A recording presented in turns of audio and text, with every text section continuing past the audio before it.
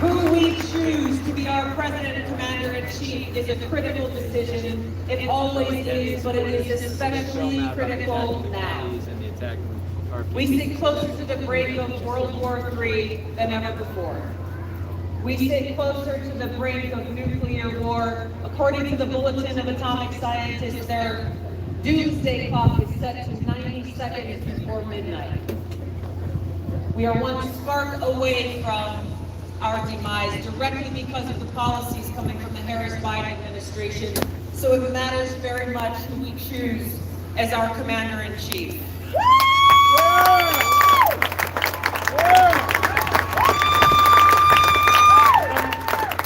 President Eisenhower warned us in his farewell address about the military-industrial complex and their cozy relationship with members of Congress and how they are ruining our country and our future.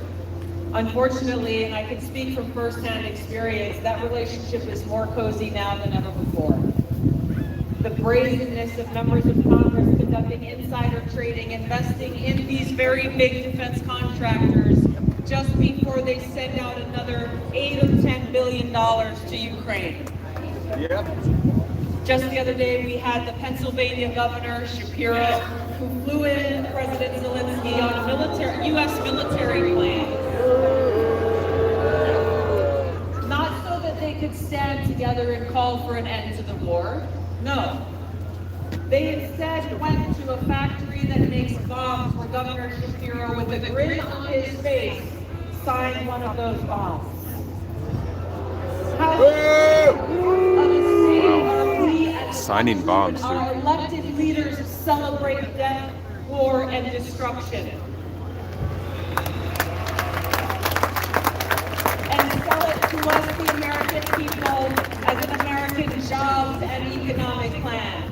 This is Kamala Harris's opportunity economy.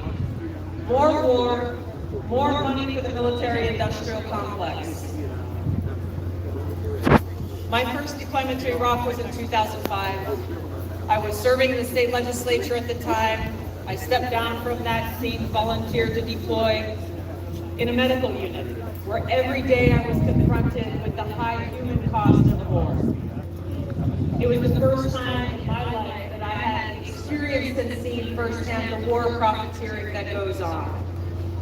For those of you who served in Iraq at that time, and I hear it's still going on in Europe today, KBR Halliburton remains one of the biggest defense contractors profiting off of war. We had KBR Halliburton logos on our porta potties, on our tents, and on our trash cans. A friend of mine who was deployed to Poland recently said, nothing has changed. Now, who was one of the people that profited off of this? Dick Cheney. Yep. Where is Dick Cheney today? Dick Cheney is standing proudly with Kamala Harris. Yep. Who has said that she is proud and honored to have his endorsement and his support. Yeah. Now, for the young ones who may not remember, Dick Cheney was the architect of the entire disaster that has been created with all of the problems that we're seeing play out in the Middle East today and other parts of the world. He was the architect of the lie about the weapons of mass destruction in Iraq. He was the architect behind the regime change war, the destabilization in Iraq that caused such chaos and loss of life and destruction that created the fertile ground for the rise of ISIS. That is the Dick Cheney who Kamala Harris is honored to have his support. So for those of you who may be at home watching, or for those of you who have friends who are still not quite sure who to vote for in this election, I'll make it very simple. A vote for Kamala Harris is a vote for Dick Cheney. A vote for Kamala Harris is a vote for the neocon. A vote for Kamala Harris is a vote for the military-industrial complex. A vote for Kamala Harris is a vote for nuclear war.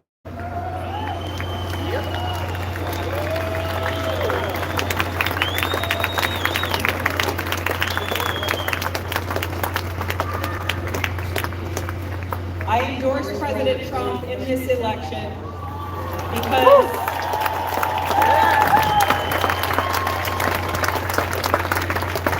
to me, as an American, as a soldier, as a veteran, there is only one choice that is our best hope to walk us back from the brink of World War III and nuclear war, to get us back on that path where we can stand with hope as Americans for a future of peace, prosperity, and freedom, and that choice is Donald J. Trump.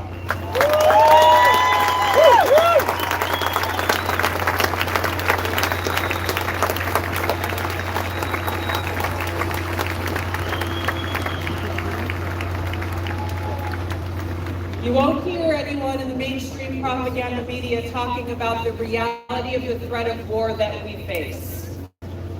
A war that threatens not only our physical safety, but our liberty and our freedom. Just as we have seen through every major war and conflict before, those in power, those who gain from us being in a constant state of war, exploit that opportunity to take away more of our freedom. And as you know, once it's gone, we never get it back. The Patriot Act was shoved through and rushed through Congress in the days after the terrorist attack on 9/11, passing all of these egregious overreaches into our privacy and our civil liberties, violating the Fourth Amendment, not because they were truly needed because of 9/11, but the national security state saw an opportunity and they took it. And they said to anyone who opposed the Patriot Act, you are a traitor to America if you vote no. Taking advantage of the fear and concern that the American people had during that time of tragedy and grief, here we are over 20 years later. The Patriot Act was just reauthorized once again this year. And rather than the usual rubber stamp that people like Tom Massey and Justin Amash and Rand Paul and I fought against every single time,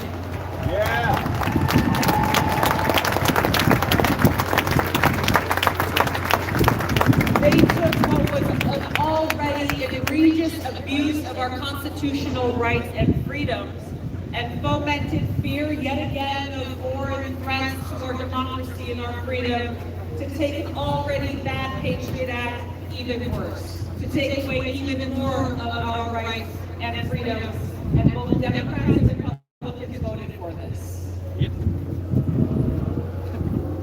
We will not see change unless we hold our leaders accountable to a whole and independent Constitution that we all deserve, support, and defend.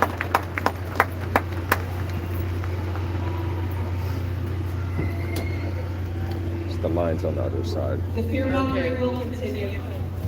The lies will continue. Like their propaganda will continue because they don't care about the American people. They care about power and greed.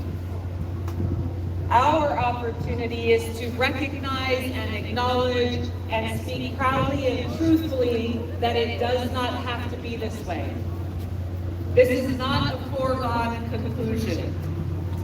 The purpose for our gathering here today and across the country is to recognize that we have a no-fail mission before us. And it is an urgent mission. Peace, prosperity, and freedom in this country are what is on the line. And now is the time that we must be willing to set aside our differences, perhaps disagreements on other issues, and come together today the same way that our founders did in the beginning of our country, to stand together on those fundamental principles that are enshrined in our Constitution and on our ability to truly live in a peaceful, free, and prosperous society.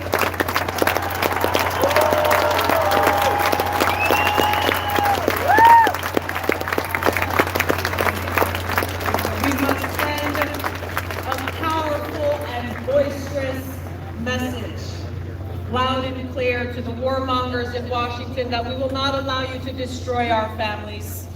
We will not allow you to destroy our loved ones our communities. We will not allow you to destroy our planet because we love this country and we love each other. Amen. And we want to make sure that we've got a future that we can live in and leave behind. If we stand together on no other issue but this, then we can wrestle power away from the military-industrial complex, break through the gridlock that they have created, close the revolving doors that allow them to exploit their power, and put we, the people, back in charge.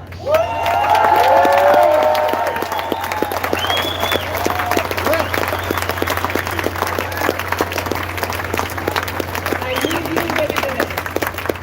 The wise man once shared that we are the spark that will light the fire of change that can restore the vision of our founders, of Reverend Martin Luther King and President John F. Kennedy, where we can stand free and true and proud as Americans.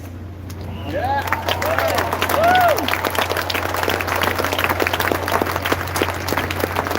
source of that light, the source of that courage that we will need in this fight comes from love.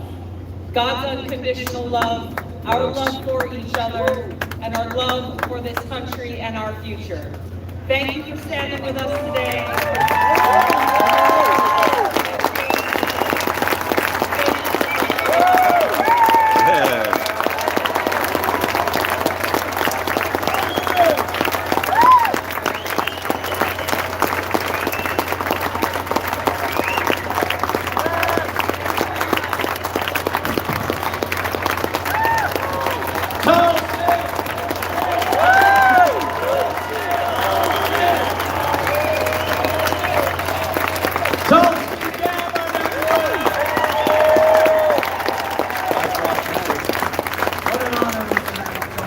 Thank you for your continued service to our great nation.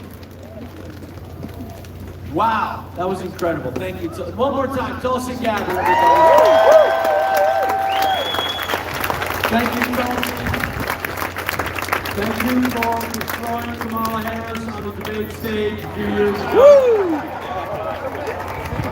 You good? Still rocking that pantsuit I was hoping for when it happened. All right, ladies and gentlemen, I'm here to perform for you right now. He's a very talented artist. He's a rapper. He's an author. He's a terrific musician. He's at zubymusic.com. Please welcome our another champion of freedom, Zuby! 1, 2, 1, 2, 1, 2. Washington D.C, what's going on? This is freaking beautiful. Let's go. Track number 1. Let's go.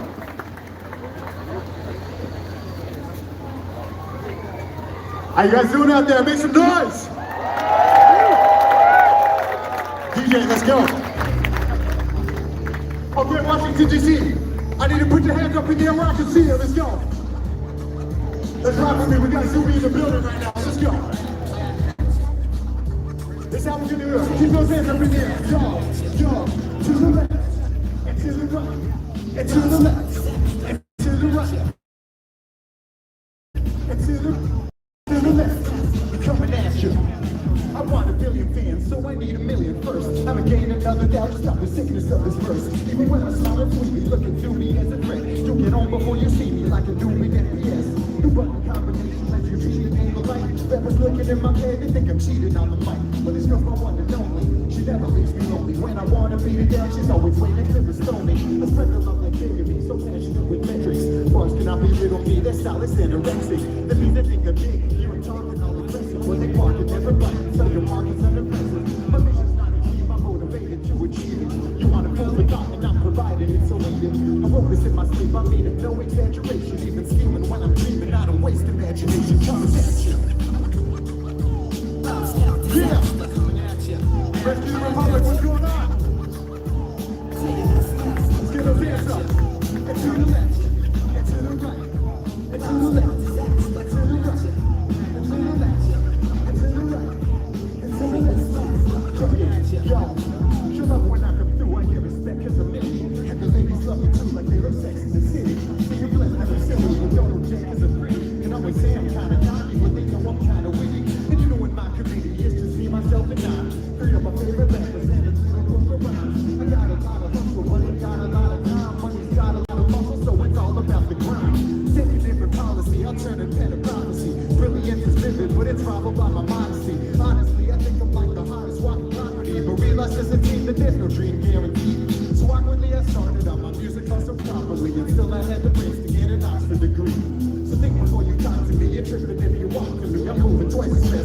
doubles and monopolies. Woo! You guys feeling good out there today, yeah? Let's get those hands up one more time. To the left, and to the right, and to the left, and to the right, and to the left, and to the right, to the left, and to the right. We coming at you. Yo! Man, it feels so good to be up here today. Woo! I come all the way from the UK, so it's beautiful to be here with my American cousins today. You guys love freedom? When I say freedom, you say freedom. Freedom! Freedom! Freedom! Freedom! Amazing. This next track I'm gonna do is called Okay Dude. And when I go like this with the microphone, I need you guys to just say, okay, dude. So let me make sure you got this, all right? When I say, okay, dude.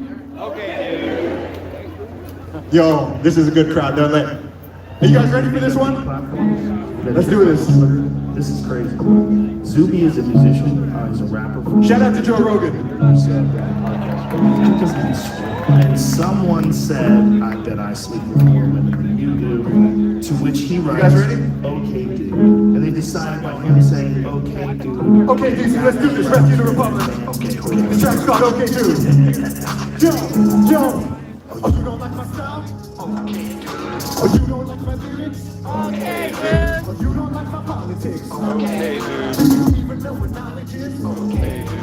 Oh, now they want to mention me. Okay, dude. So now they want to censor me. Okay, dude. Tiger blooded dragon energy, and I control my legacy, and I got friends and enemies. Okay, dude. Working hard to make a million, baby. Flow is never easy. Couple 100,000 fans, and it all started with a CD. Used to hustle on the street.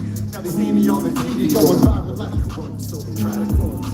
A couple real celebrities, but most of them are frauds. Tell you how I really feel, because my only fear is God. To be lying on the media and lying to the mob. Niggas step on social media, they never seen it. I'll be coming to America like Sandy and I keep. I'm in black and white and brown like Martin Luther King. And I get around the internet like presidential meetings. And I did it independently, I never had a team. Come a long way, please don't go commercial now. Careful with your words, don't be controversial now. Winning nothing less, everything is versatility. Cause I am not a president, that should change your reality. Oh, you don't like my style? Okay. Oh, you don't like my lyrics? Okay. Oh, you don't like my politics? Okay. Do you even know what knowledge is? Okay. Oh, now they want to mention me. Okay. So now they want to censor me. Okay. I can blood and dragon energy, and I control my legacy, and I got friends and enemies. Yo.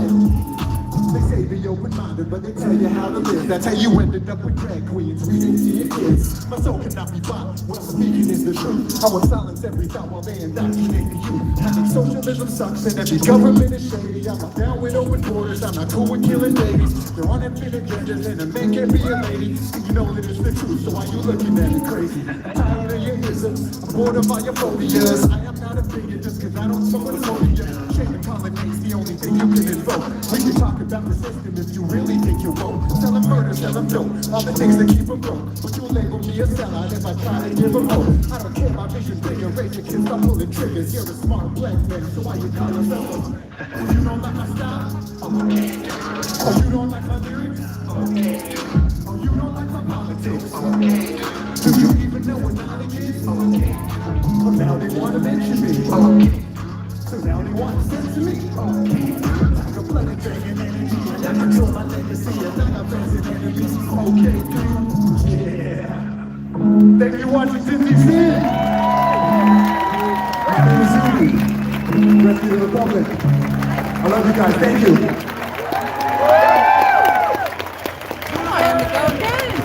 Hey. One more time for Zuby. Okay, dude. As you know, during COVID tyranny, people were silenced. The Biden-Harris administration colluded, the real collusion, with tech companies to silence Americans' First Amendment rights. They silenced doctors, scientists, academics, and anyone who disagreed with the government I don't know narrative. who he is. But there were some One second, doctors that recognize. stood up and put country before career,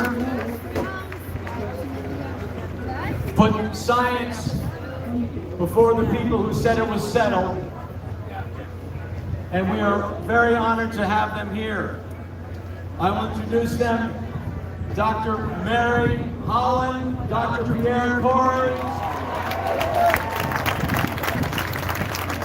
Dr. Robert Malone, and coming with them is a senator whose hearings have been exceptional. He is a freedom fighter and a great American. Please welcome also Senator Ron Johnson.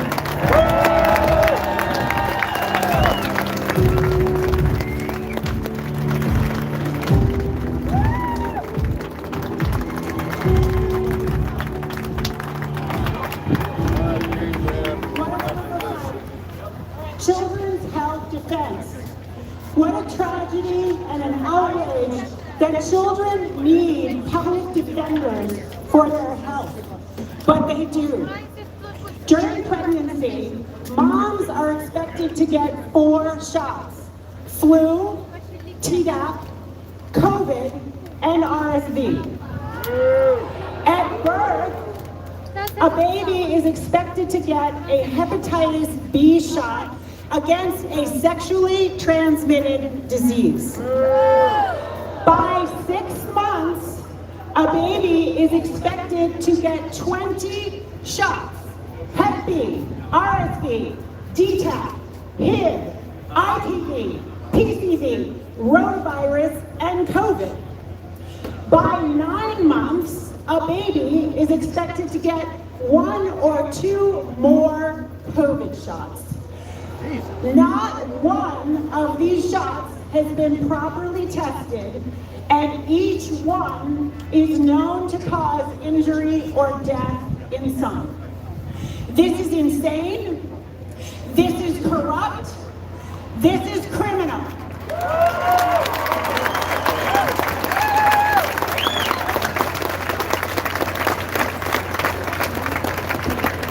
Vulnerable children need a public champion, and they have one in Bobby Kennedy. He is not only defending children, he is committed to making them healthy again. Let us make children healthy again. And it's now my pleasure to introduce Dr. Pierre Corey.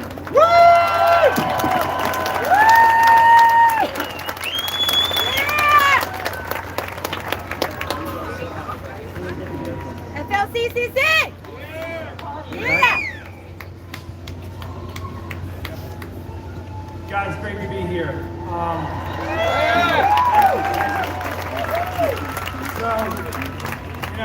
Some of you know my story, but I'm going to tell it. About 5 years ago, I started on a journey. And where that journey led is to an unfortunate realization, or maybe it is actually fortunate, but I discovered that the world I thought I lived in did not exist. It was a fake world, but it was a world that I believed in. You know, it's embarrassing to say this in front of this crowd, but at that time, I trusted in the institutions of society. I read the New York Times religiously. I venerated the medical journals and listened to whatever they said. I trusted the public health agencies. Man, I literally thought Fauci was a sympathetic guy in a tough spot with a lot of critics. That's how brainwashed I was. And then what happened is COVID came along. And me and my colleagues, pulmonary and critical care doctors, we set game on and we took it head on. We studied everything we could and we started to develop treatment protocols and put it out to educate the public. And then what happened was this guy came into my life, Senator Ron Johnson.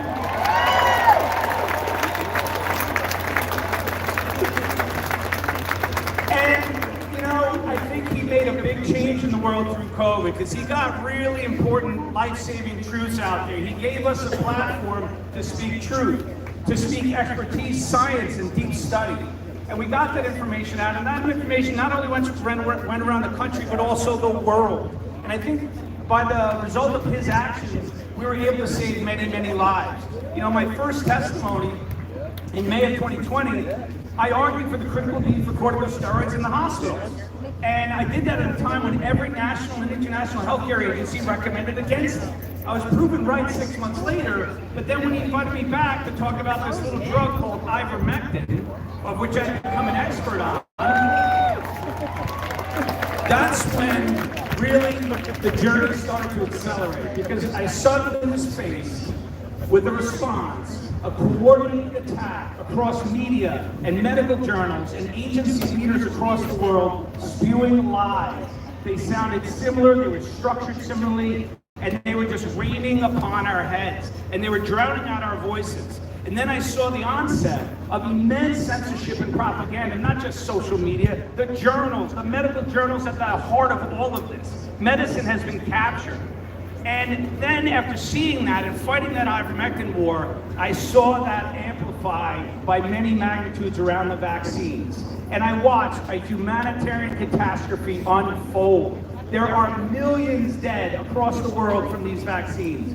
My own private practice, I've seen almost 1,500 patients, many of them in the peak of their lives, who are now disabled and suffering with immense symptom burden to this day, years later. And I believe that I'm meeting the greatest unmet need in the country right now, which is the care of the vaccine injured.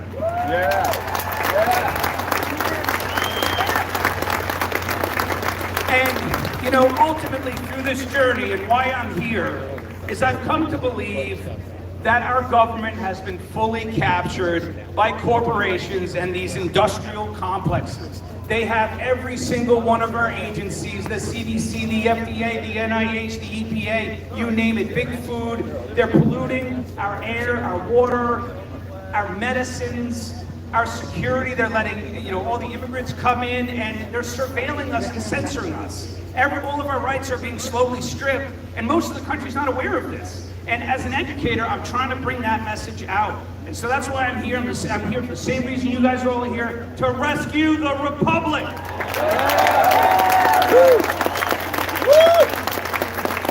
Here for you. Give a hand. A great American, a great patriot, a great physician. He'll go down in history. My name is Robert Malone, and I've just come back from Tokyo. That's the guy that invented the mRNA vaccines. I want to talk to you about what you've been subjected to over the last 4 years. Our theme here is the medical industrial complex. It's in the weaponization of science and medicine.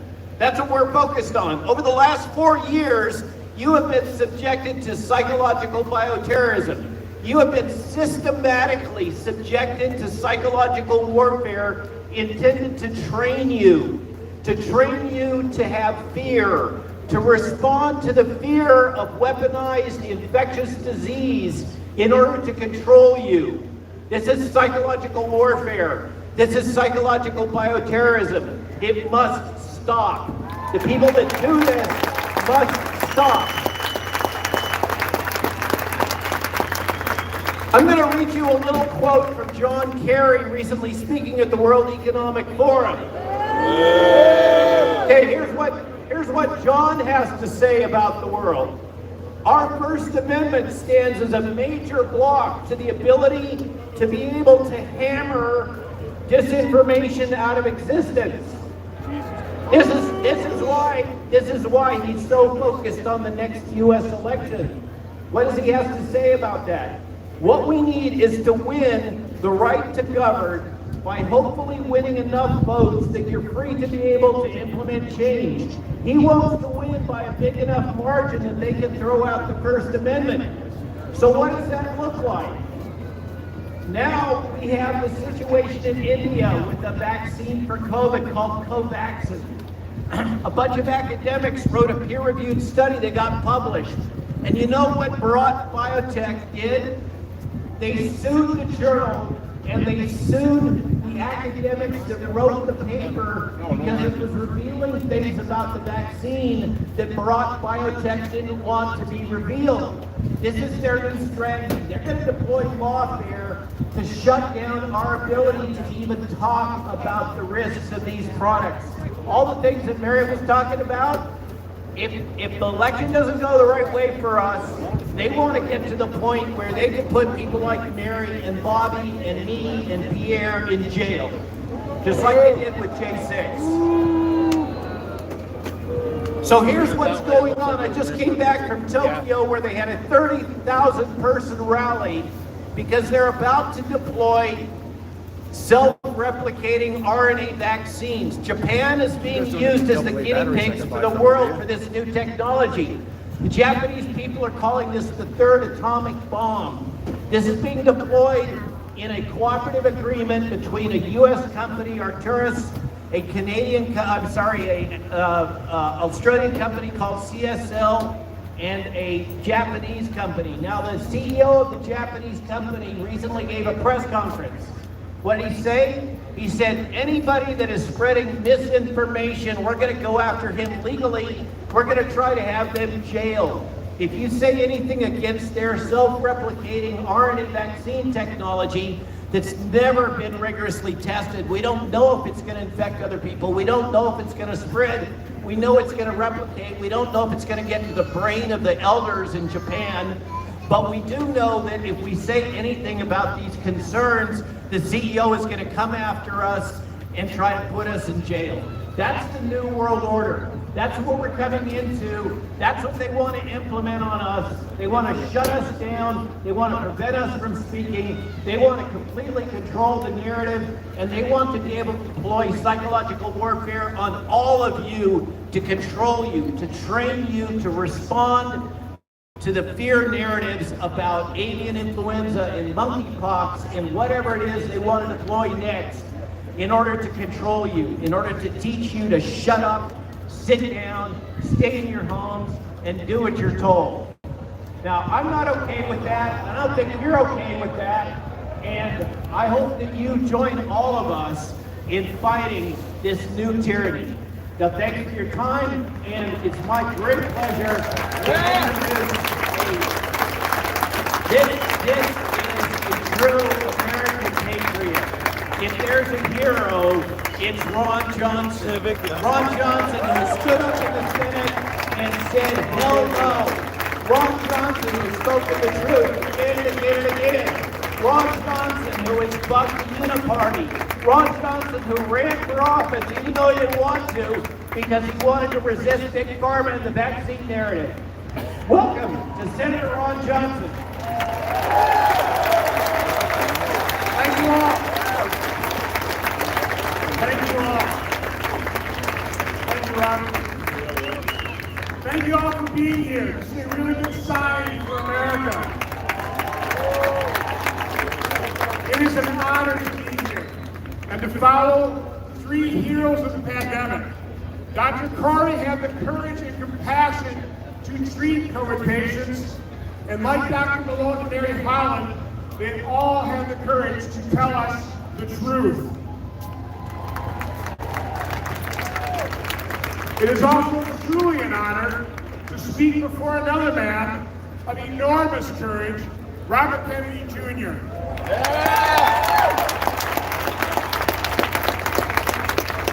The fact that Bobby made the painful decision to put political differences aside and focus on an area of agreement addressing chronic illness is a powerful example of how to heal and unify a very divided nation.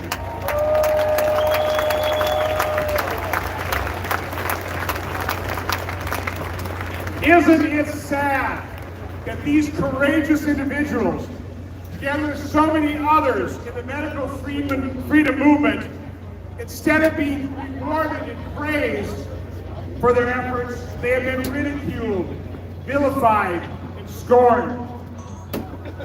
Maybe that's why so many of the people in our movement are people of faith and spirituality. People who truly believe we are in a struggle between good and evil, a battle of biblical proportions. What else could you call the sabotage of early treatment?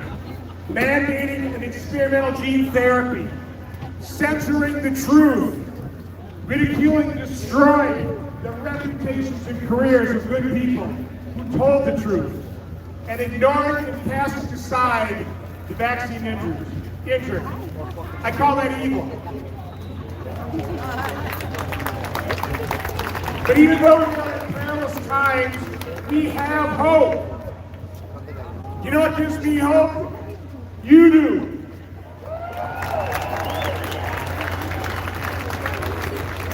Together with the medical freedom warriors, the Canadian truckers,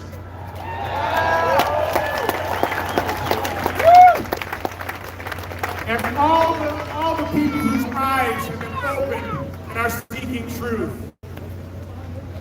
61 years after Dr. Martin Luther King Jr. stood not far from here on the steps of Lincoln Memorial, declaring that he had a dream. We all have a dream.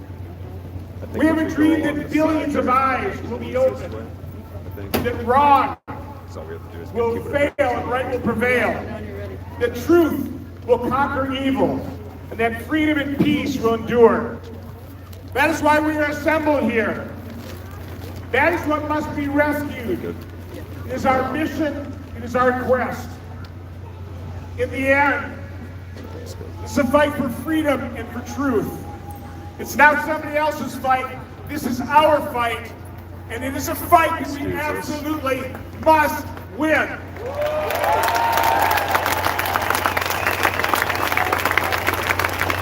So God bless all of you and God bless this marvelous nation that we call America. There's somebody Thank sitting you. right there.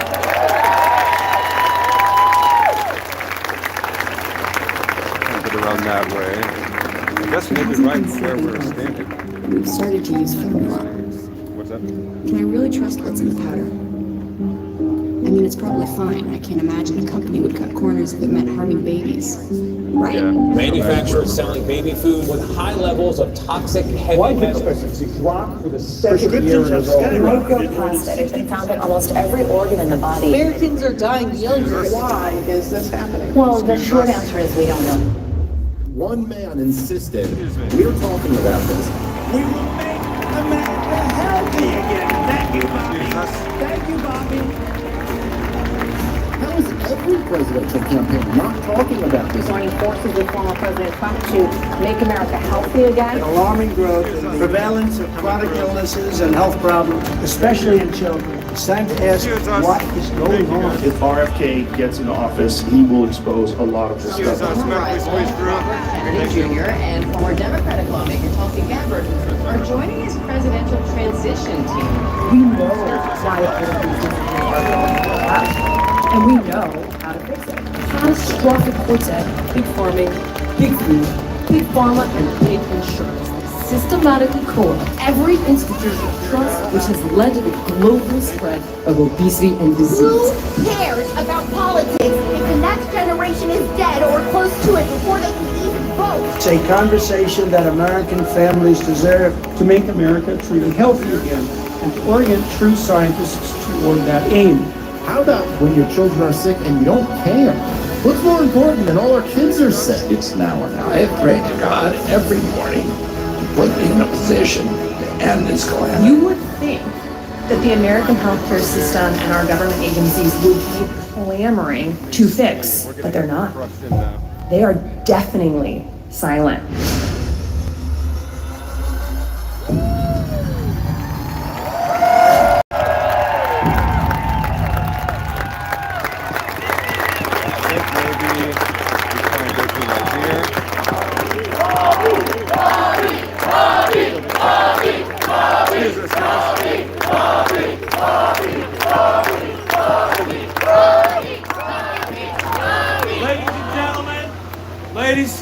Ladies and gentlemen, Donald Trump has been sued 7 times and gone after him by the Democratic Party. I'd like to introduce a brother who's been sued 9 times by the Democratic Party. A person whose sacrifices we all know, a person whose integrity, and a person whose honor, and a person who puts country first. A courageous man. It is an honor to call him our friend. Please welcome Robert Kennedy Jr.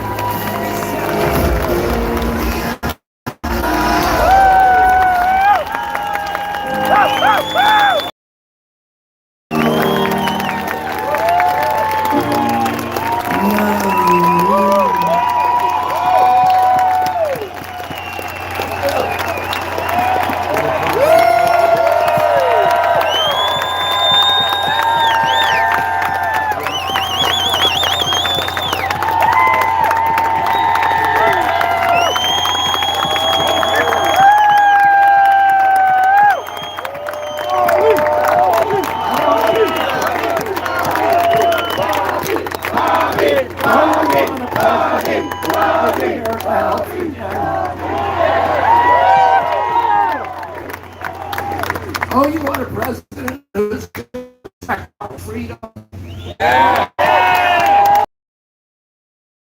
During COVID, we saw on America's liberties and our constitutional right, and at any time in American history,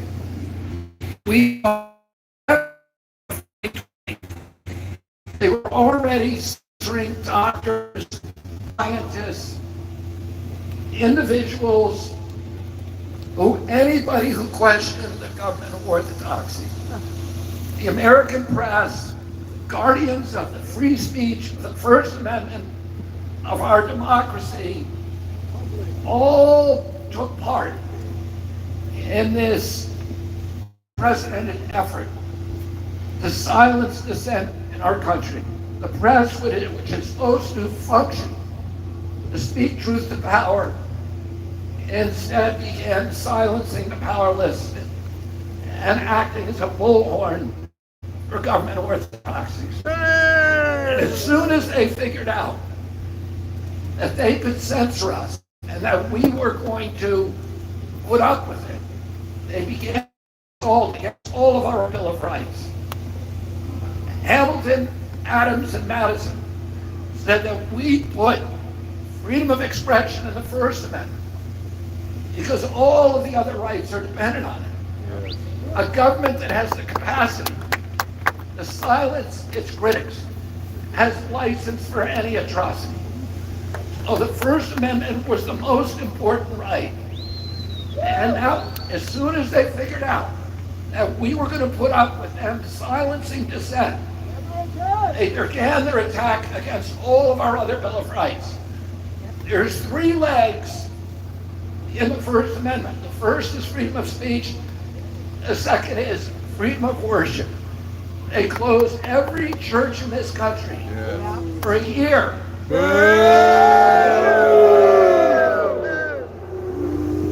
With no scientific citation, no public hearing, no notice and comment rulemaking, no environmental impact statement, all of the protections and the safeguards of democracy. And I've been litigating for 40 years against companies and governments when they try to skirt those requirements. Suddenly they just disappeared. And one bureaucrat who'd been there for 50 years, you know who I'm talking about?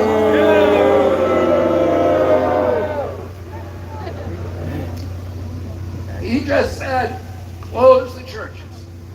And that was it. And then they went after the third leg of the First Amendment, which is freedom of assembly. They told us, again, with no scientific citation, we have to social distance from each other. We can't assemble. We can't petition and protest in groups. And nobody had ever done that before. Again, there was no hearing, none of the safeguards of democracy. Then they went after Fifth Amendment property rights. They closed 3.3 million businesses in this country.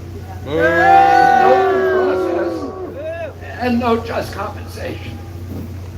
And the businesses that were left, they closed all the churches, but they left the liquor stores open. They closed the little businesses, but they left Walmart open, and Facebook and Amazon and all the big tech companies that were profiting from the pandemic and from all these closures.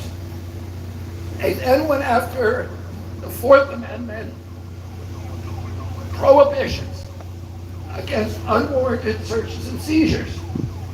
With all this track and trace requirements that we had to leave our homes, to go into a building, to transport ourselves to any other jurisdiction, to take an airplane. We had to show our private medical records. They waived HIPAA. They made us disclose our private medical records to virtually anybody who asked. They turned us into a tyranny.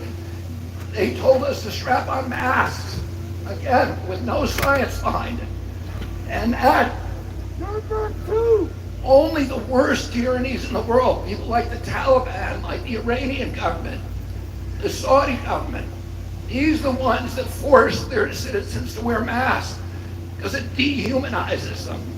It turns them from spiritual, creative, independent human beings into a faceless mask of compliance and obedience.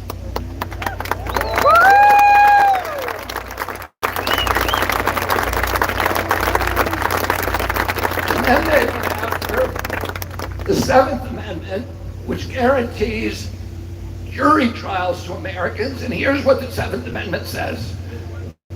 No American shall be denied the right of a trial before a jury of his peers in cases or controversies exceeding $25. That's all it says. There is no pandemic exception.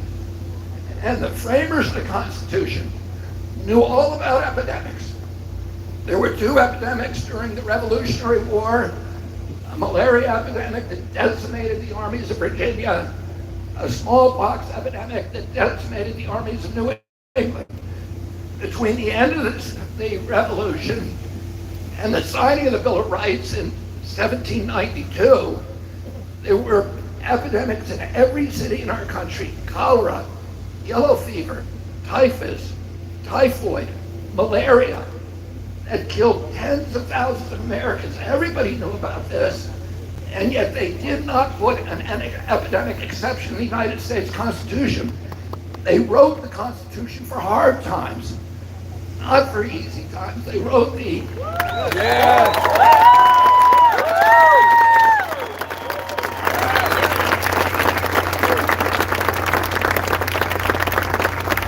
They wrote the First Amendment not to protect the kind of speech that everybody wants to hear that doesn't offend anybody. Yes. They wrote it to protect the kind of speech that offends people that we don't want to hear. Right.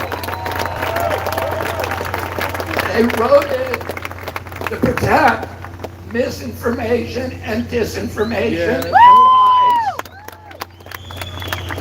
And Louis Brandeis said that the remedy for bad speech is not censorship, it's never censorship, it's more speech. Yeah.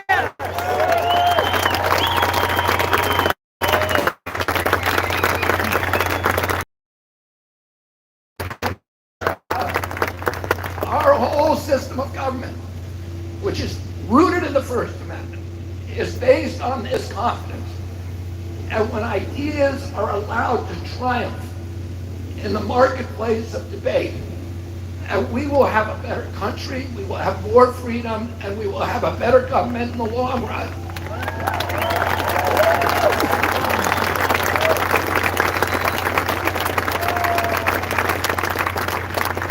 In this way, Hillary Clinton, Tim Walz, and Kamala Harris all said the same thing.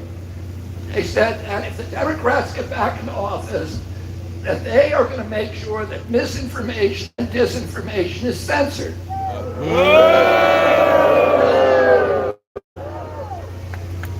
They said that the First Amendment they were specifically talking about Elon Musk. And they said that they were going to teach him that the First Amendment is a privilege, not a right. Do you consider the First Amendment to be a privilege? No! Do you consider it to be your right? Yeah! Your God-given right? Yeah! Do you want to elect government officials who are going to take that right away from you? No! So, and by the way, who was the biggest perpetrator? We now know, and everybody admits, who was the biggest perpetrator of misinformation during the pandemic? Fauci! Did you say Anthony Fauci? No, it was the government of the United States.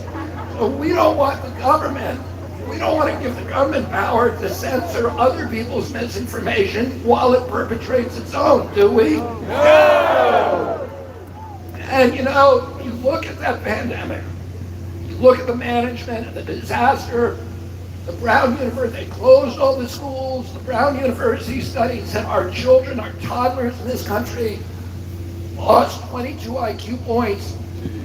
A third of children are now going to be taking remedial education, and many believe they will never recover. The GMAT scores are down. All of the scoring of IQ and our children's intelligence are down.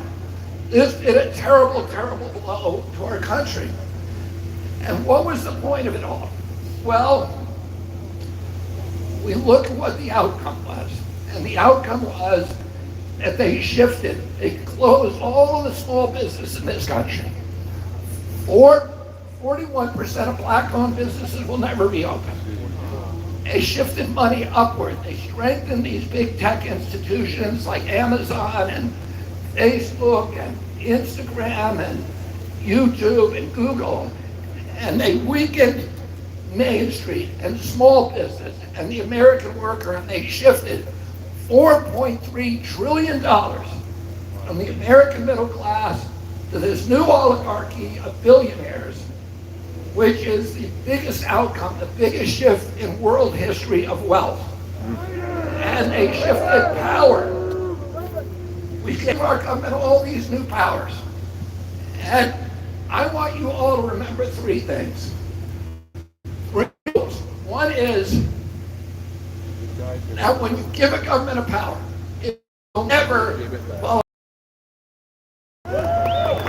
Second rule, that if you give a government a power, it will ultimately abuse that power to the maximum extent possible. Yes! And the third rule is that nobody ever complied their way out of totalitarianism.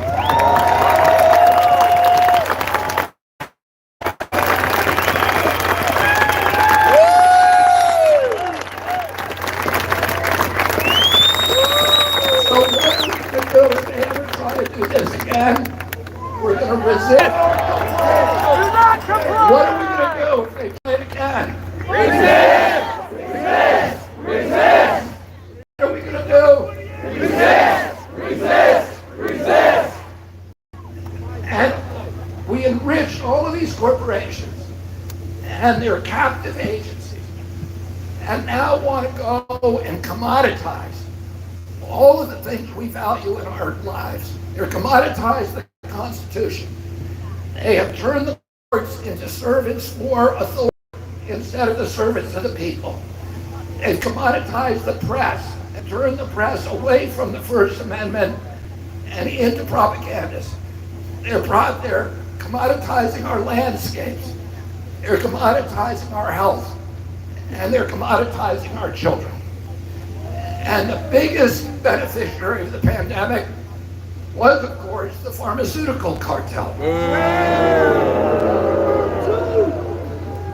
And if you're a part of Big Pharma, the most valuable asset in this country today is a sick child. And so they want to keep you, they don't want to kill our children. They just want to keep them sick.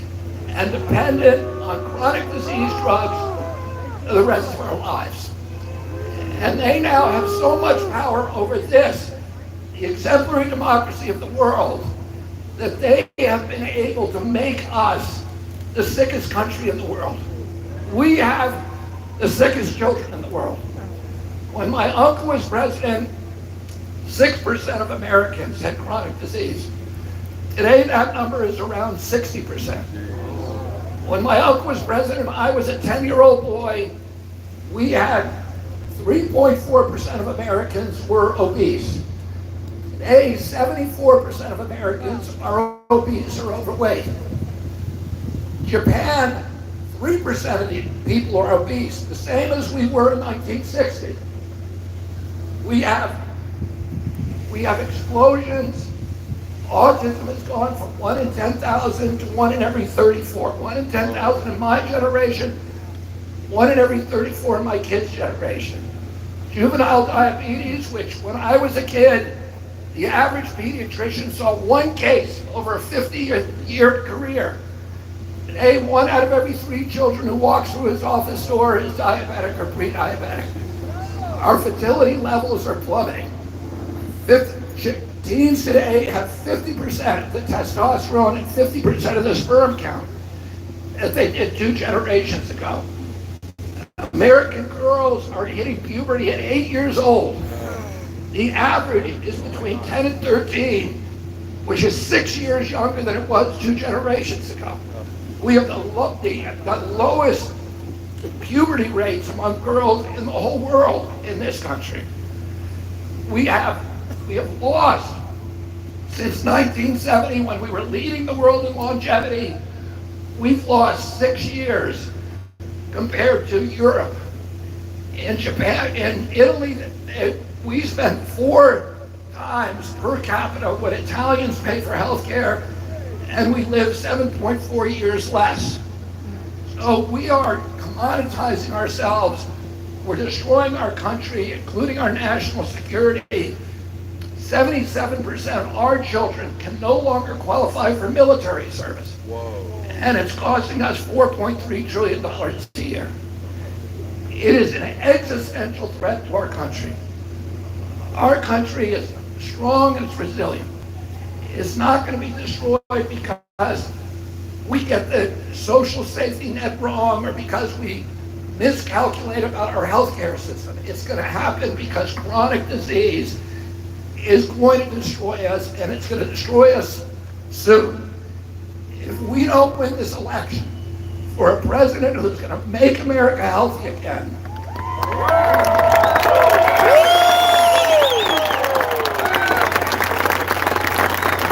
who will bring aid into Washington, D.C.,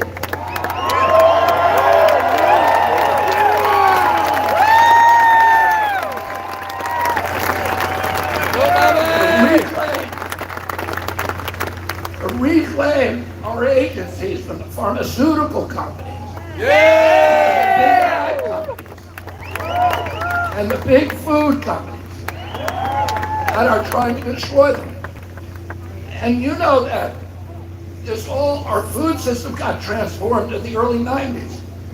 The tobacco companies were loaded with money, but they were under attack from lawsuits and from scientific revelations and government hostility that was eroding their consumer base. So they began using their excess cash to buy all the food companies in our country. By the end of the 1990s, the 2 biggest food companies in the world were Philip Morris and R.J. Reynolds. They took all of their scientists that they were using to make tobacco more addictive, and they brought them over to the food industry to find ways to make food addictive. And they invented all these new chemicals in laboratories that were not the product of nature.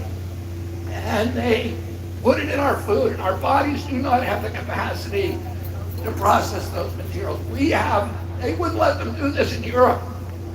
We have 1,000 ingredients in our foods because of the capture of these agencies that are illegal in Europe. So they're making the kids sick, and they're making money on it by addicting them to poisonous food. Now, I'm not even going to say food. Food-like substances.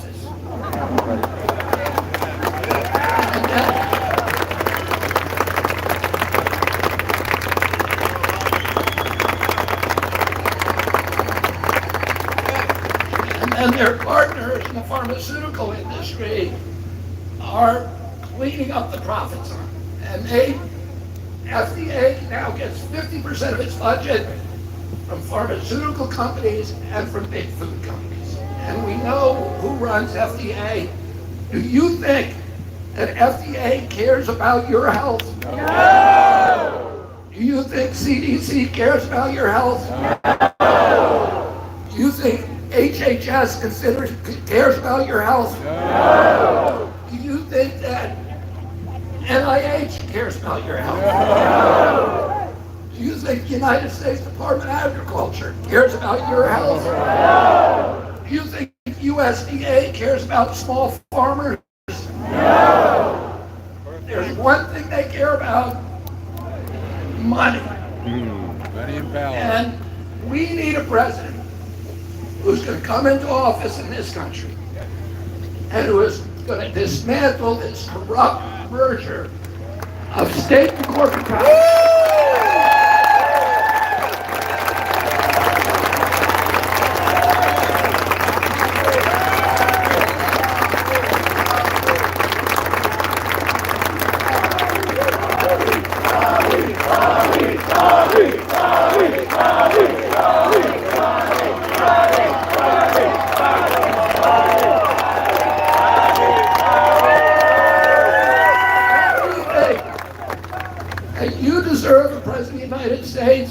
That is going to protect our children? Yeah! And don't you think that the United States deserves a president that's going to protect our freedoms? Yeah! Our constitutional rights? Yeah! Our freedom of speech? Yeah! Our freedom of worship? Yeah! Our freedom to assemble? Yeah! Our right to jury trials? Yeah! Our right to be free from unwarranted searches and seizures. Yes! And don't you want a president who's going to make America healthy again? Yes! And who's going to make America free again? Yes! And who's going to make America once again the greatest nation and moral authority around the globe? Yes! And you need to go to the polls and get your friends there and get Dharma and me in Washington.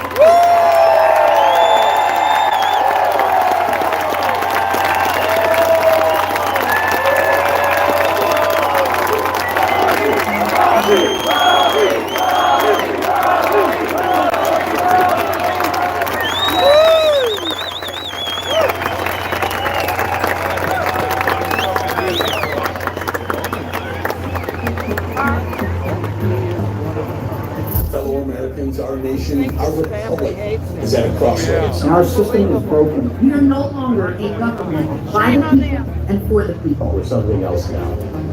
In today's age, we fear the government. We feel gaslit. We feel control. Our free speech has been censored. Our faith is attacked. And lies are spread far and wide. This is why Republic was created, to restore the tools that have been lost. To inform, organize, and act. But it's all up to you. Not others. You. Only you. It's time to take back our republic, one town at a time. As a nation, we don't always agree on everything, but we do agree on one thing. Freedom. Every American who cares about the truth needs to join the republic. This is our moment. This is our stand. This is how we build, rekindle, and restore our republic. Very cool. Can I move up a little bit now? To be able to get a little somewhere.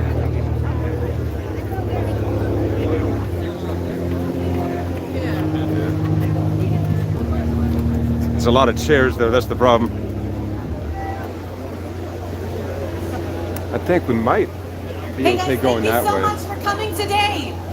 My name is Angela McArdle. I'm one of the founders of this this organization with Brett Weinstein and Matt Toon. I am so grateful and humbled to see all of you in attendance. I want to give an additional thank you to our sponsors, Maha, Republic, the advocates, everyone else who's donated. Thank you so much. Matt Toon came out earlier and he told you we're still fundraising to cover the cost of this amazing, beautiful, free event. We've raised $50,000 today thanks to your generous support. And I really want to say thank you and I love you and appreciate it so much. But Russell Brand is on his way and he wants to see another $50,000 from this crowd. Can you find it in your hearts to give? Look at this QR code that's up. That'll take you to our Give, Send, Go, who is another amazing sponsor of ours. Please donate. Find our Give, Send, Go. Find it in your hearts to help us. We love you and thank you.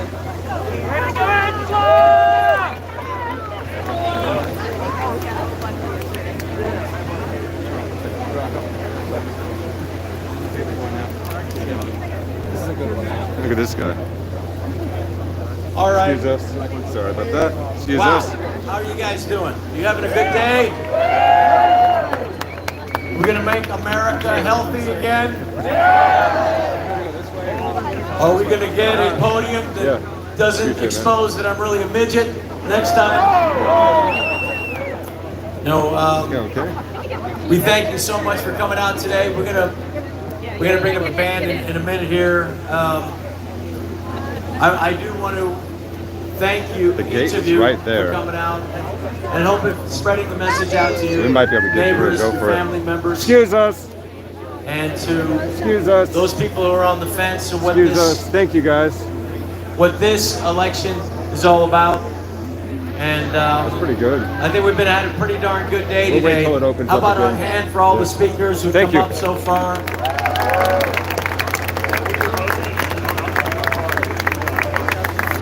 And all of a nice hand, round of applause for all the people working backstage, set all this up.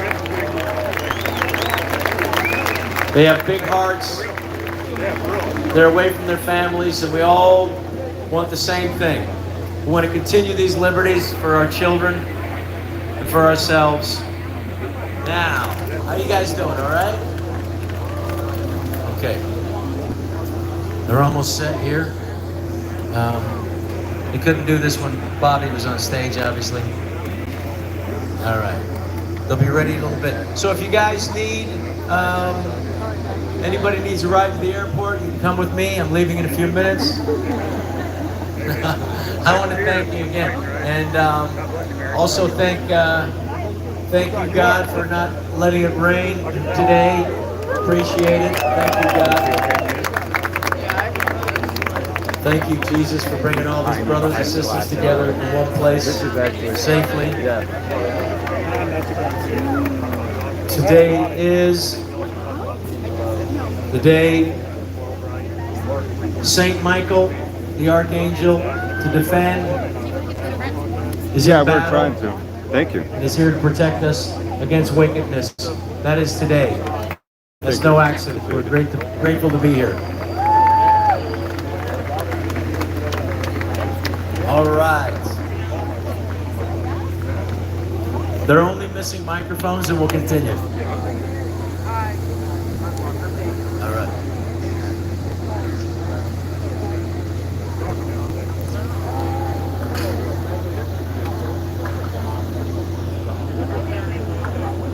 Ladies and gentlemen, we do have a terrific comedian that's going to be coming up. I think he is a freedom fighter. He's hilarious. You all know him, Jimmy Dore.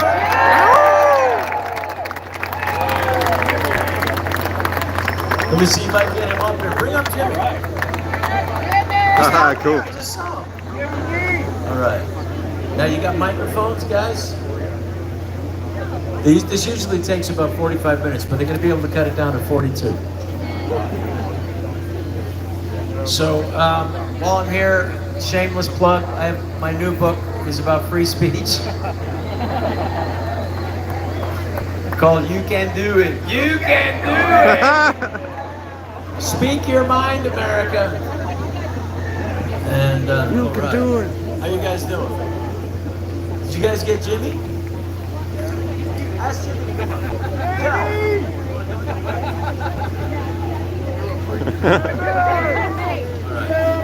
How you guys doing, all right?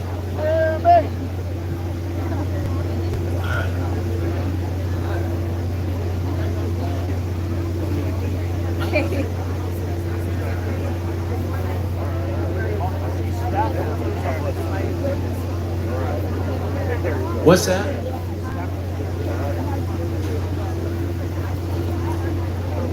Ask him. Hey, come on now. All right. All right, here we go. I see your microphone. I hear a guitar.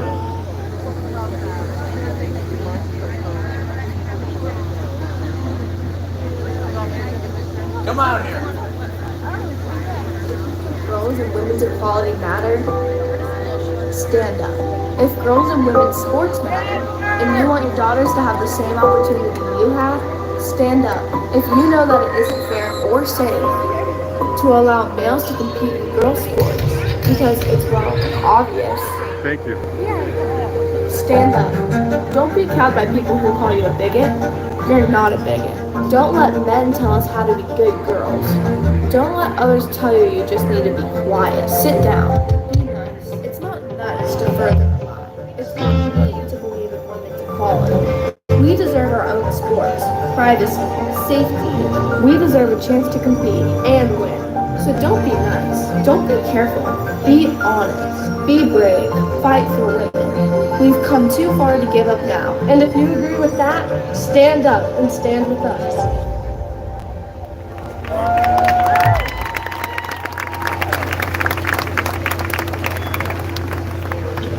Ladies and gentlemen, these guys did that together very quickly. You guys kicked ass. Please welcome. Hello, everybody. Defiant. We are the Defiant. We're very happy to be here today. Thank you, everybody, for coming to this event. Thank you to everybody who put it on. And this song is called "Where Did Lady Liberty Go?"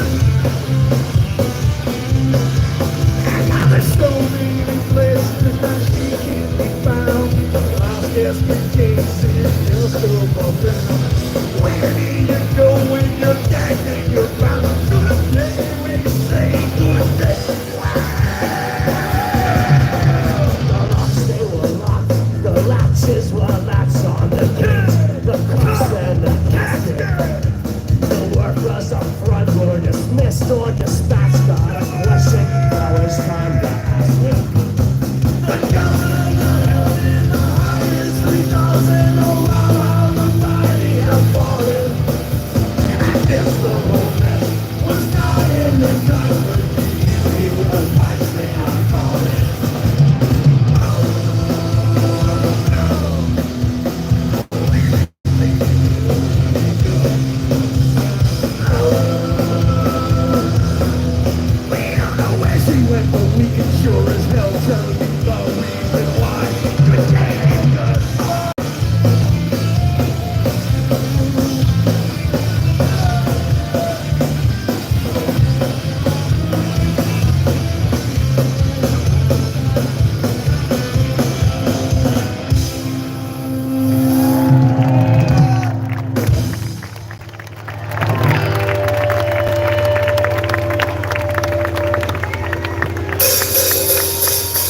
What's your plan for tomorrow? Are you a leader or will you follow? Will you fight back or will you cower? It's our time to take back the power. What's your plan for tomorrow?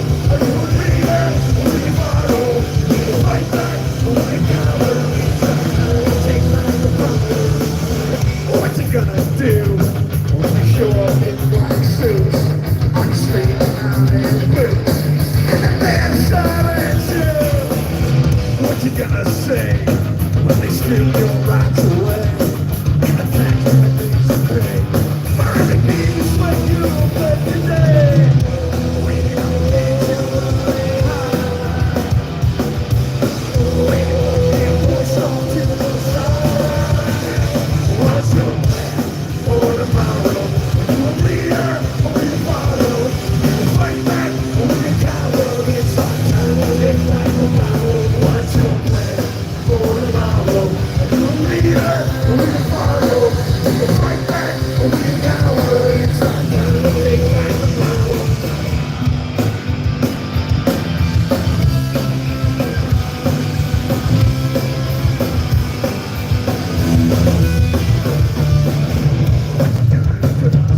When the government's so unjust, and the jury must discuss, taking on the one of us.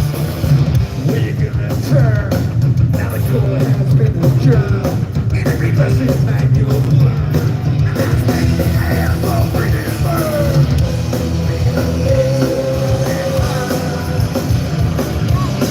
We won't get pushed off to the side. What's your plan for tomorrow? Are you a leader or will you follow? Will you fight back or will you cower? It's our time to take back the power. What's your plan for tomorrow? Are you a leader or will you follow? Will you fight back or will you cower? It's our time to take back the power. Yeah. Thank you, everybody. Thank you for being here today. Enjoy the rest of the event.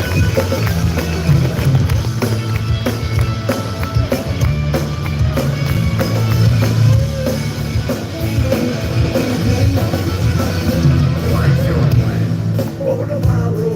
Are you a leader or will you follow? Will you fight back or will you cower? It's time to take back the power. What's your plan for tomorrow? Are you a leader or will you follow?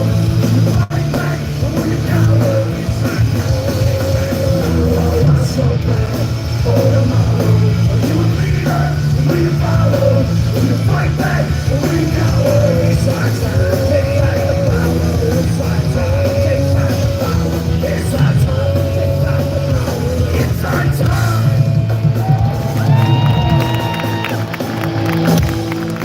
Thank you.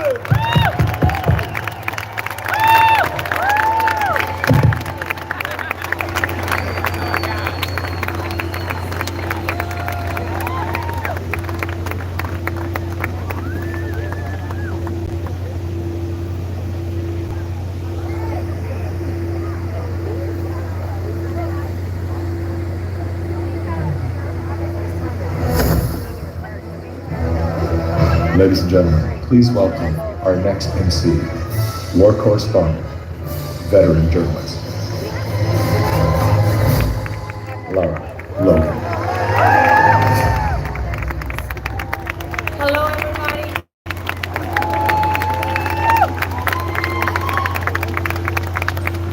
My name is Lara Logan, and I am a dying breed. I am a real journalist.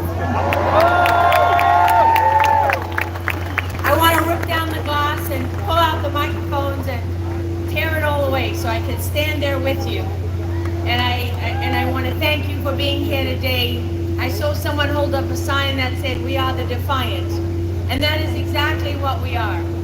We are the people that will never surrender.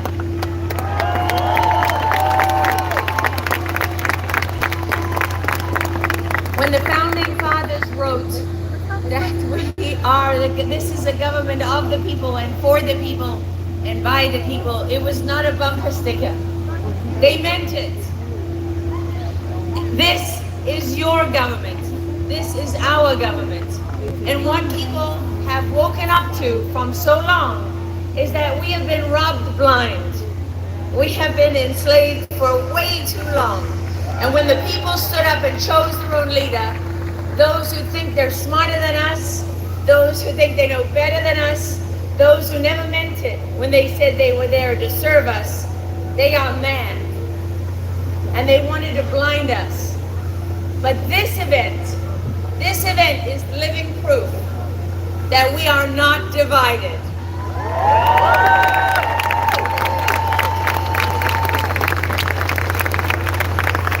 Almost everybody here today on this stage, and probably many of you in the crowd, has been targeted and punished for telling the truth.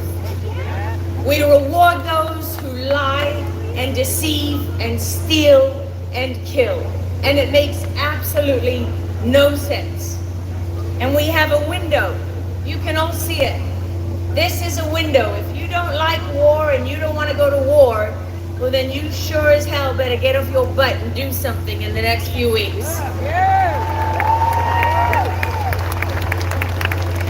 Because one of the pillars of Rescue the Republic is that war should be a last resort. And that is something that we really mean.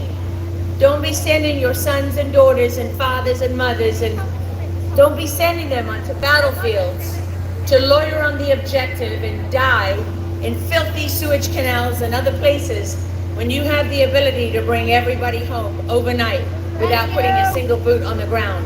And you never use that capability. Why not? We don't ask the right questions because our journalists have let us down. We've been betrayed by our doctors, betrayed by our leaders, our elected officials. We've been betrayed by everybody who is supposed to protect us and stand by us. But all around you are people who are acting in the presence of fear. Artists have given up musical careers. Comedians have given up the stage. Actors like Rob, who've given up Hollywood, they've given it up because they know that this means more.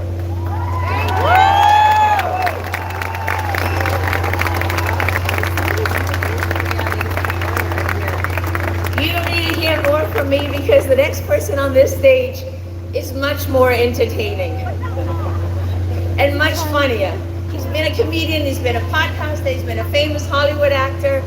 He's done some crazy things. I want to know if he's wearing white underwear today, and if I ask if he'll baptize me, I'll let him baptize me if he'll strip down to his undies. Is that a fair deal? He makes them crazy. He makes them crazy because he defeats the narrative. They want you to think if you don't believe in censorship, somehow you're far right. If you believe in freedom, somehow you become a terrorist or a domestic violent extremist. I don't know what the hell happened to these people. Somebody sucked out their brains and fed them something. But they're wrong. And guess what? They're not winning.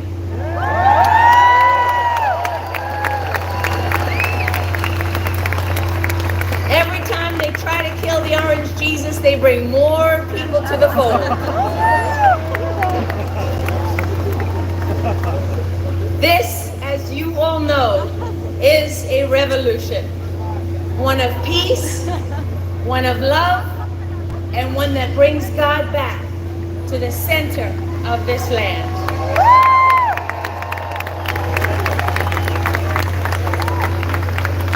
I don't believe most of what they tell me. I'll never take a knee, and I will fight to the last breath in my body.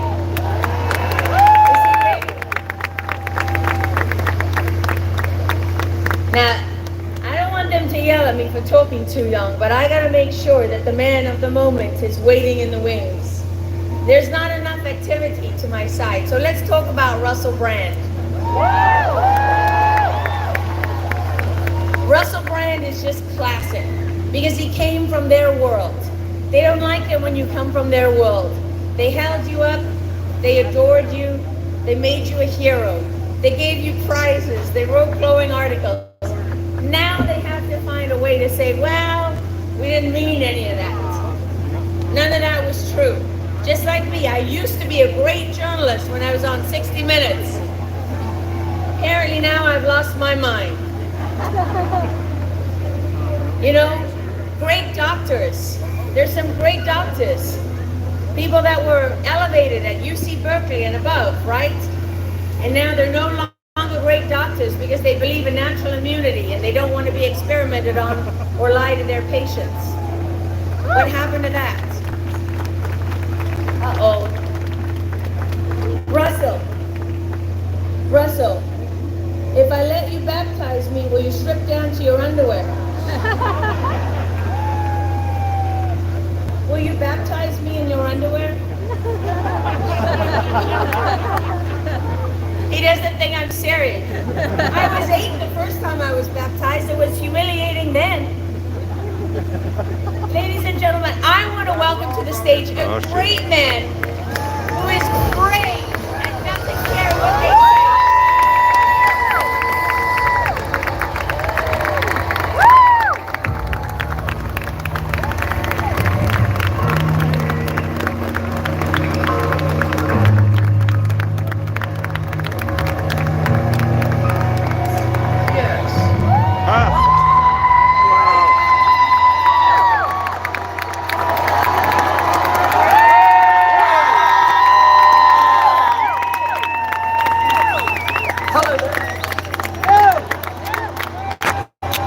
My fellow Americans, it's so lovely to be part of a double act that would have seemed somewhat unlikely just a short decade ago with my esteemed colleague and fellow clinical psychologist, Dr. Jordan Peterson, everyone.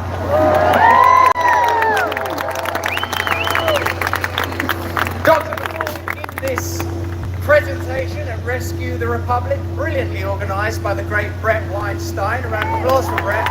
Yes. I'd like to allude to the fact that it's easy licensing and permit for this event. At some point he'd have had to explain what its purpose was, its proximity and its location. Other than holding the event on January the 6th, I don't know what he could have done to have made it more administratively challenging for himself. So once again, Brett Weinstein, thanks for holding this event.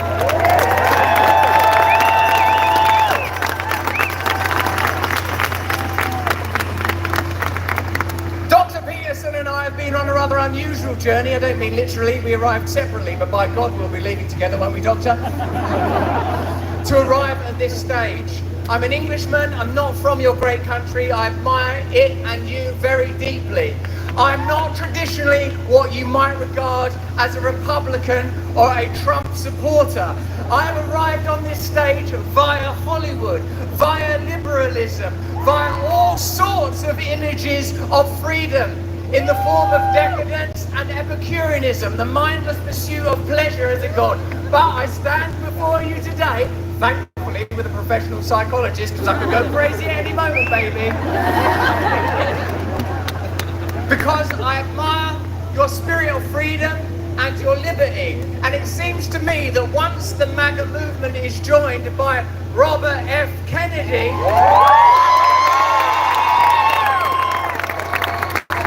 and Tulsi Gabbard,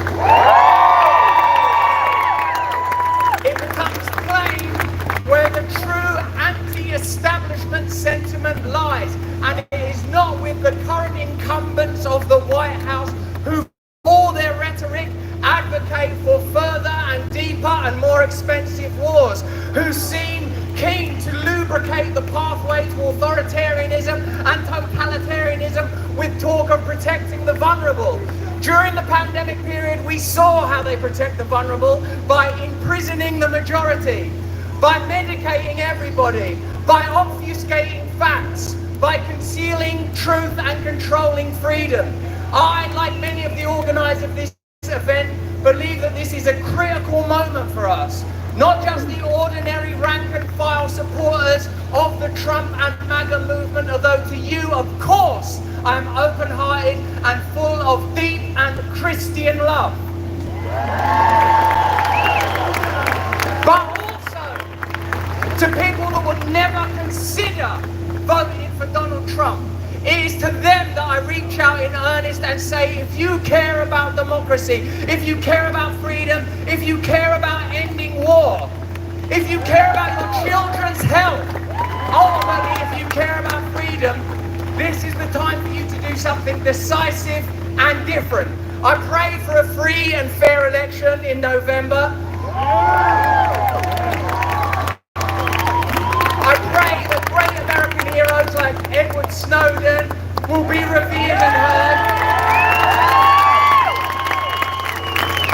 That international martyrs like Julian Assange will be accredited. That the defense industry, the big food industry, the big agricultural industry that prohibits, curtails and oppresses ordinary farmers will face at last the serious opposition that it requires. And if it takes me, an Englishman, and the great Dr. Jordan Peterson, who is, whatever his great credits, he's still Canadian. He's so far. They're working on that, aren't they? Get over here! We're here in support of your freedom, our freedom, and collective freedom. So with that, I will now ask you, Dr. Jordan Peterson, why did you, because now, but this is a segue, I'm moving to an interview now, where I've spoken for a long while. Any of you that know Jordan Peterson, well, you've never seen Jordan Peterson not talk for that long, have you? Well, you know, it's not entirely obvious to me what the solution to the situation is. It's pretty plain.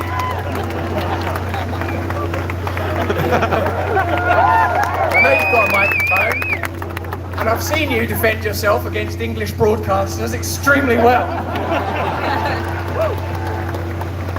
Dr. Peterson, tell us why it's important for non-Americans like myself and you to participate in this event, and what is, given that this is a rally, that means it's an offering of optimism and hope for the people in attendance. How do you believe that we should start off our conversation, sir? Well, whatever is happening here is emblematic of something that's happening all over the Western world, right? I mean, it's exemplified by the political process in the US, especially as it leads up to the election, but all the things we've been discussing today are both broader and deeper issues than the mere political. And so they are of international concern. And of course, what happens in your country has been of central international concern for a long time, but that's transformed, as I said, into something that's deeper and even more significant. You know, I made allusion this morning to the fact that we're trying to get our story straight. We're trying to understand what is the foundation on which we all stand that allows us to maintain the freedoms that ennoble us and give us an unlimited horizon of opportunity. What are they in the United States? What are they in the Western world in general? How are they related to, let's say, the Judeo-Christian enterprise as a whole? And what is it to bring us together as avatars of the freedom-loving democracies across the world? So what's happening here is of immense international significance, as you know from watching how people around the world are, what would you say, looking to the United States in particularly to defend free speech, because if it's ever defeated here, it's gone everywhere. And that would be a terrible thing. Make no mistake, it's under true assault. In my country, there's a bill that's in second reading, which has pushed it quite a ways along the legislative route, Bill C-63, which literally allows people to be reported to a provincial magistrate under the possibility of 1 year's imprisonment in their own house with an ankle bracelet, with all their communication intercepted in consequence of anyone's complaint that they're afraid that a hate speech event might occur in the next year. Wow. Yes. That's Bill C-63. You know, and I've read that bill 3 times, because every time I read it and then think about it, I can't believe that I could have possibly understood it properly. And yet here we are, and there's very similar things going on in the UK. There was a terrible bill that was recently defeated in Ireland, for example, which would have put severe restrictions on free speech. And there are people in the UK who are being persecuted, and seriously persecuted, for expressing their opinions, offensive though they may be, publicly in a manner that is absolutely necessary if you're going to support free speech. And we know that, well, the free speech that offends no one requires no defense, and that's partly because it has no content. If I only ever say something that everyone agrees with and produces no emotional response whatsoever, there's no point in even speaking. Because you don't have to concentrate on what's obvious if you're going to speak. You have to concentrate on what's contentious and disruptive. And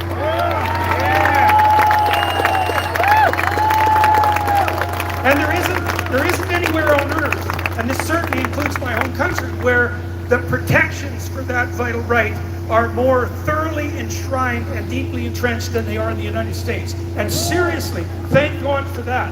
It's so vital, it's so important. So, and so good on you for managing to maintain it, and don't be taking it for granted, because it could disappear at any time, as Robert Kennedy pointed out earlier. So.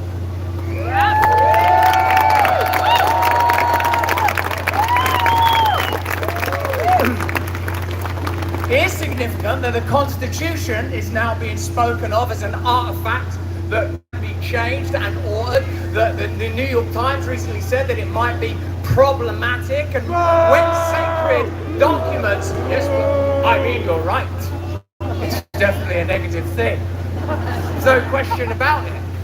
Because I suppose, yes, when the principle of free speech itself is under threat, then all other values, as you've explained many times to me, fall away in its wake. One thing that struck me, Dr. Peterson, when you were speaking just then, is the banalization of our culture. That means making it ordinary and sterile and lacking in glory and lacking in valor. The desacralization, that means the taking away of God from all things. It seems that there is a globalist and totalitarian scheme to replace God fundamentally, to remove God from the conversation, in order that the globalist state may lay claim to the edicts that we would previously have afforded our Lord and Savior, the one true living God.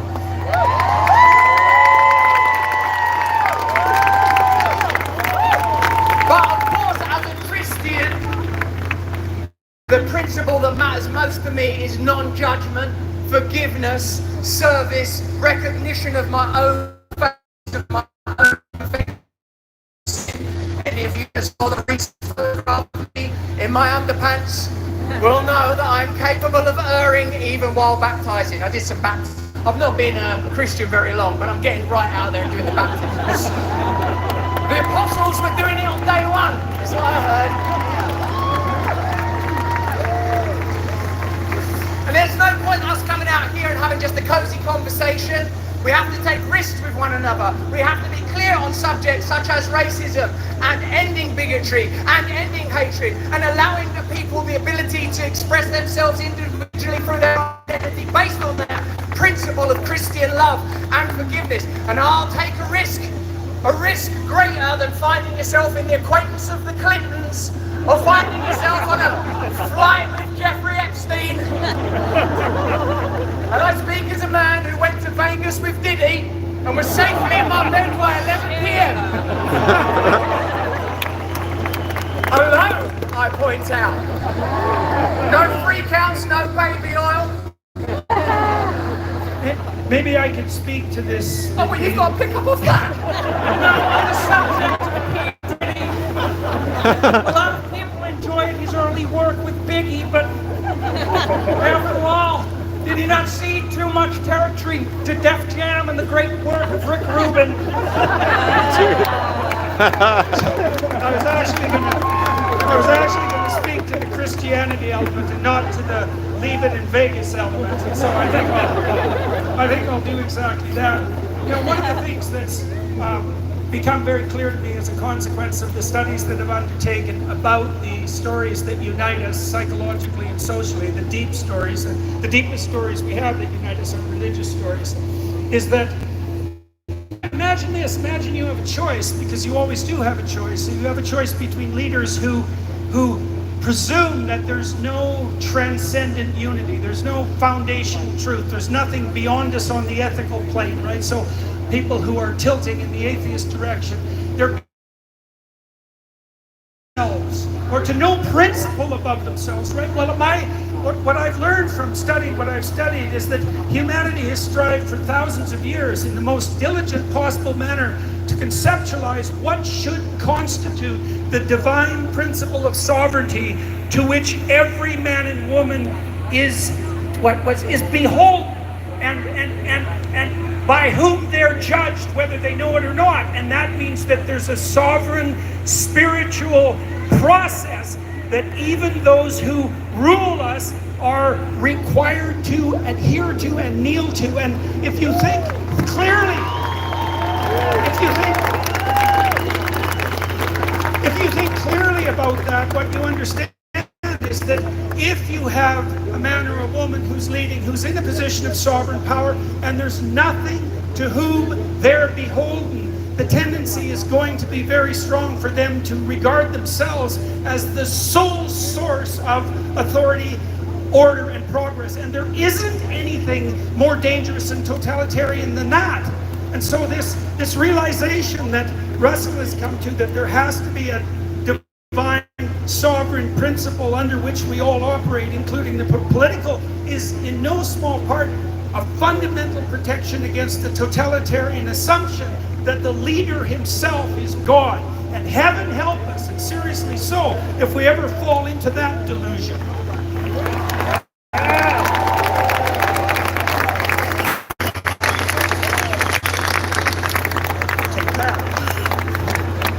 I'm very much enjoying the format that appears to be organically emerging, because you might have noticed there's been very little planning between Dr. Peterson and myself. We just had microphones thrust into our hands like lotions at a white party. Came out onto the stage, and what it's sort of become is a polysyllabic 8-mile rap battle in which both of us advocate for freedom and for Christ and for liberty and for new forms of unity in novel ways, as allies, in fact, rather than as opponents. Some of you will be aware that auspiciously and with deep serendipity, today is the feast of St. Michael, the Archangel.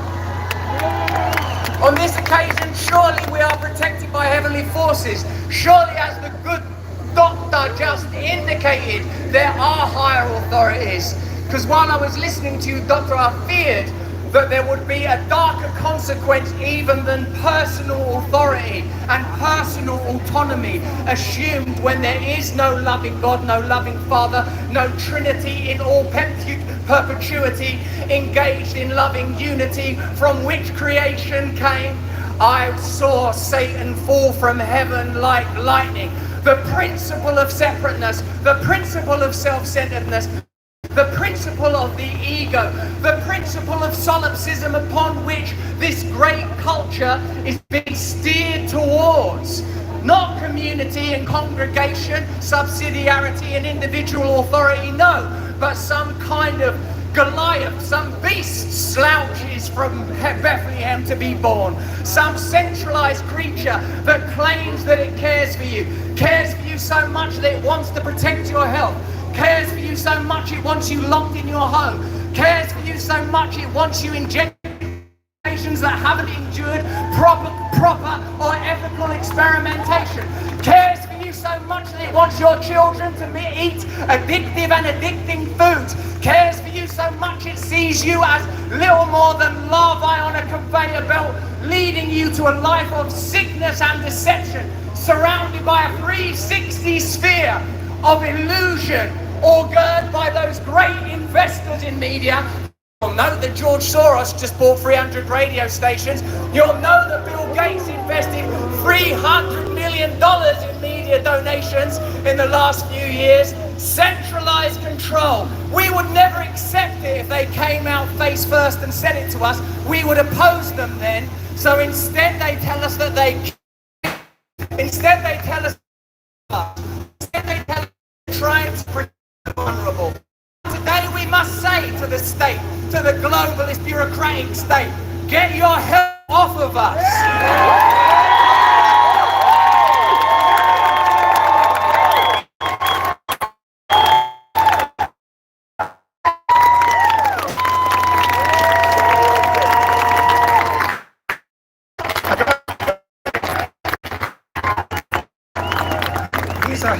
He's a hard man to talk.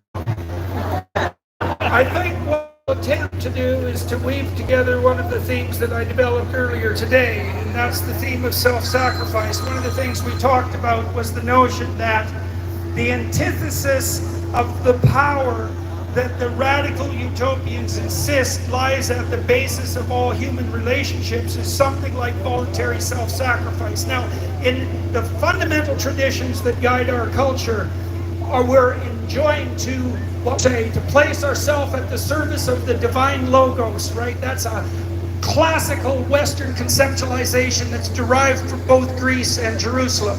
And to put yourself at the service of the divine logos is to allow your speech and your actions to be guided not by your own narrow and hedonistic, immature self-will, but by the aim of your soul towards the highest possible good.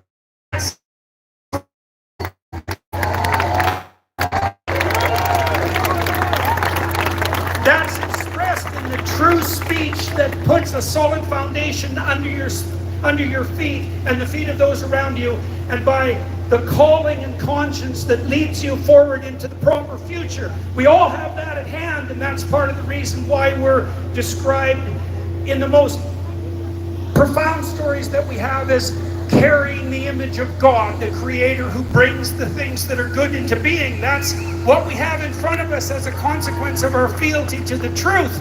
And the sacrificial element of that is that if you abide by the dictates of the truth that's attempting to reveal itself in you, everything within is unworthy as you make your way upward towards what? Towards the ineffable, insofar as you're capable of managing that, right? And insofar as you do that and take that responsibility onto yourself, there's nothing left for the globalist utopian tyrants to offer you, because you've done it for yourselves.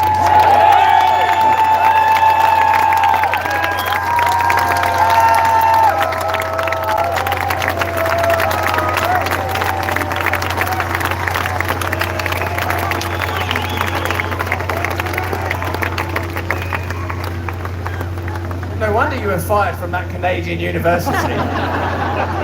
You're a troublemaker. You're a rabble rouser. That's very beautiful, Jordan. It's lovely to watch you go into those states. I was thinking, oh no, if Jordan Peterson takes it to crying Jordan Peterson, that's the special move. I've got no answer for that. If he starts crying, that's it, I'm out. I can't top that. But the truth is that once again we are here in collaboration and alliance as unlikely partners, but partners nevertheless. Partners come here to communicate a mutual message, and I think that what you said then is most significant. That I suppose I am an apostate. I formerly belonged to the culture of Hollywood. I've been in their movies, and I remember. I would sometimes wear a hat. I'd usually play a rock star. You remember it. And I've experienced at depth and at length the treasures of the culture that are offered: hedonism, excitement, pleasure, distraction. And like any addict, and I know there'll be people out there that suffer from and are in recovery from addiction, and those of you that are will know that recovery is only possible when you accept a spiritual solution, when you become willing to interrogate and examine what you have become and what you've become attached to. And it seems to me that it's not an accident that our culture is predicated upon consuming, upon selfishness, upon distraction, upon mundanity and banality for the individual, a total lack of privacy for the individual, but maximum privacy for the state. A requirement for transparency from individuals, but no transparency from the state. Accountability, lawfare, justice, media, the institutions of your country, all turned against the individual, all utilized for absolute control.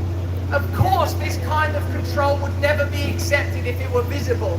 It's only through constant escalating crisis, through the elevation of fear and the stimulation of desire, like rats in laboratories, are stimulated into distraction and compliance. When I watched the Democratic Party National Convention, I enjoyed how well it was crafted and staged, and I reflected on the days when I would host things for MTV like the VMAs. For indeed it is the spectacle of politics, because where there are no or values to undergird them, all that's left is a pantheon of stars, a new argot of empty language. TV shows where celebrities are paraded before you to willingly endorse ideas and policies and wars and food and power that they'll never eat or suffer as a consequence of.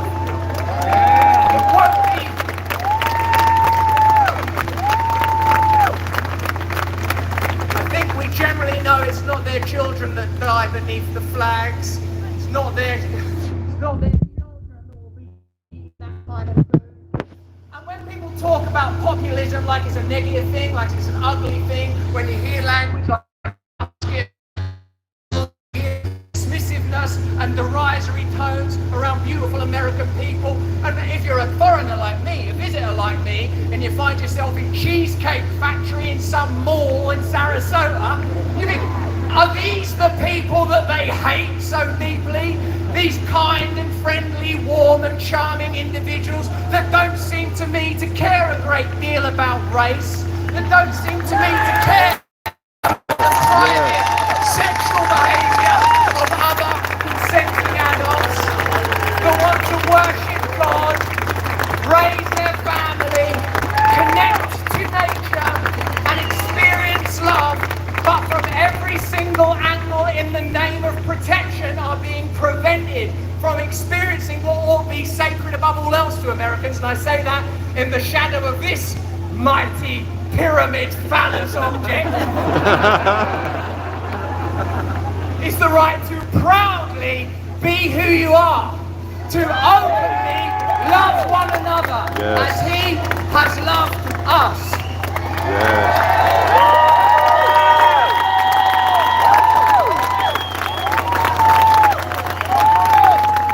So maybe I'll close with this. It's said that by their fruits you will know them. So we could assess that notion momentarily, riffing off what Russell just laid out. So I spent a substantial amount of time thinking about how you can separate the wheat from the chaff and identify the true leaders who are at your service and not manipulating you. And I would say this: if you're being terrified into compliance, you're being manipulated by tyrants. Tyrants use fear, and they use force. And what you want instead from your leaders is an invitational welcome, right? And that's why this today is a celebration. We're happy you're here. We're hoping for your help because your help is necessary. This isn't about formulating a vision for you. It's about inviting you to bear the responsibility for your life. That's precisely the attitude that's made this country great. And so you listen carefully to those who address you and see if they're inviting you to a banquet that you love to attend, or if they're terrifying you into fear of the future and using force and compulsion to regulate your obedience. And I would say, unless you want to be slave-like sheep who have no proper destiny to play, then find the divine invitation and forgo the terror and force.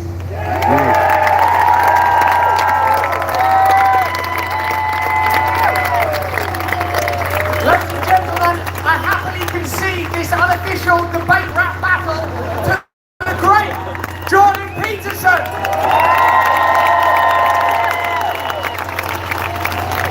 Now I know you've got some fantastic speakers coming up. I can see Jimmy Dore down there. I've had a magnificent conversation with Jimmy.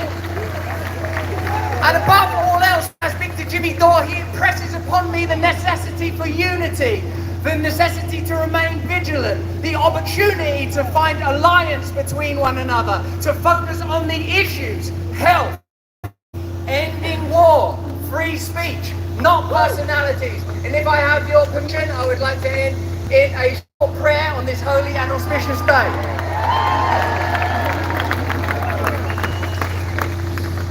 Heavenly Father, Lord Jesus Christ, I call upon your name on this occasion. May it augment an era of peace. May we reach out our hands in friendship, in particular to those that we might imagine we would oppose. May these institutions that were once regarded sacred, so sacred in fact that any incursion upon them, as on January 6, was regarded as a kind of heresy. May the values that warrant these buildings, these institutions, that flag, this nation, being regarded as one nation under God, return to the forefront. May I pray, Lord Jesus Christ, in your holy name, that all Americans of all cultures and colours and persuasions come together in your name. I ask, Heavenly Father, for a new era of peace, that Satan be cast out in your name in all his forms, but in particular in the bizarre, Kafkaesque, Huxley-esque, Orwellian form of totalitarianism, bureaucracy in the name of care. Lord, I ask for true republicanism and true democracy, that every individual may feel their freedom to open-heartedly engage in discourse and conversation with one another in good faith, and end to the deception, the lies, and the censorship and the control. Respect the honor of the individual, the sovereignty of the individual, fallen individuals, and that we may serve in your name on the day of the feast of St. I ask, Lord, that your holy light shine on America and across the world for new voluntary unity, not imposed top-down unity, Lord. Lord, I ask that we be brought together in these principles under your name. I pray for America, and if I have your permission, ladies and gentlemen, we'll end with the Lord's Prayer. Just do the version that you know. Our Father, who art in heaven, hallowed be thy name. Thy kingdom come, thy will be done on earth as it is in heaven. Give us this day our daily bread, and forgive us our trespasses, as we forgive those who trespass against us. And lead us not into temptation, but deliver us from evil. For thine is the kingdom, the power, and the glory, forever and ever. Amen. Hallelujah!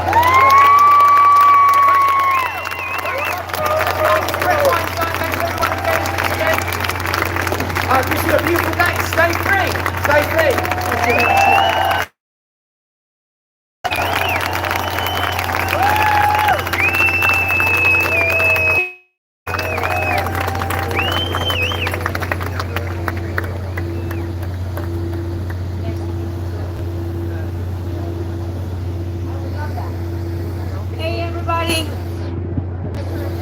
Hey everybody, you want to stand up, stretch, do whatever you need to do, get ready, because the gentleman who is about to take the stage has done us one of the greatest services for any of us in living memory, because he is one of the journalists who exposed the Twitter files.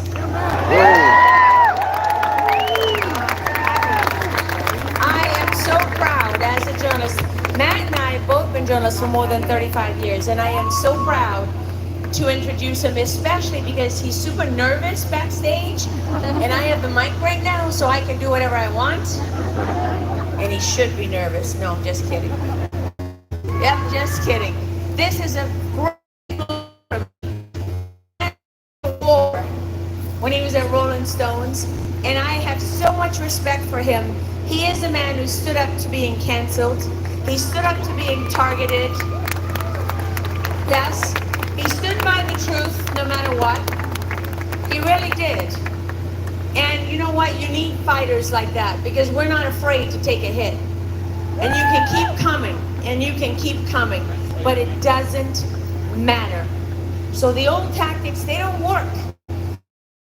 keep us in our little bubbles, our feedback loops, where they feed you what you want to hear. And Matt Taibbi has a voice that reaches beyond the feedback loop. It breaks through the information dominance, and it's very, very important. So I want to ask him to come out on stage. Where is he? Where's Matt?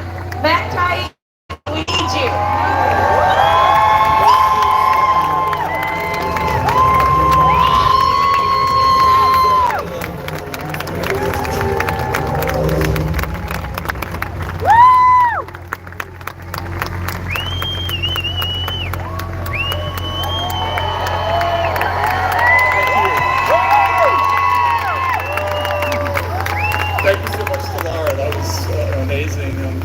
So proud that we're on the same side now fighting for free speech.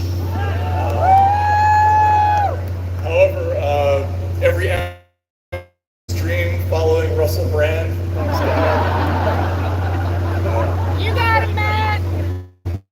We should always open an important speech by making reference to a shared experience. So, what do we all have in common here at Rescue the Republic? Nothing. In a pre-Trump universe, chimpanzees would be typing their fourth copy of Hamlet before RFK Jr., Robert Malone, Zuby, Tulsi Gabbard, Russell, Brett Weinstein, and I would organically get together for any reason, much less an event like this.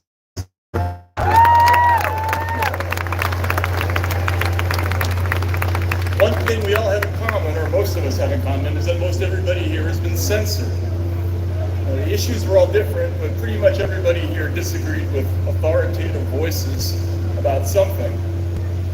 Saying no is very American, from don't tread on me to nuts to you cannot be serious. Defiance is in our DNA.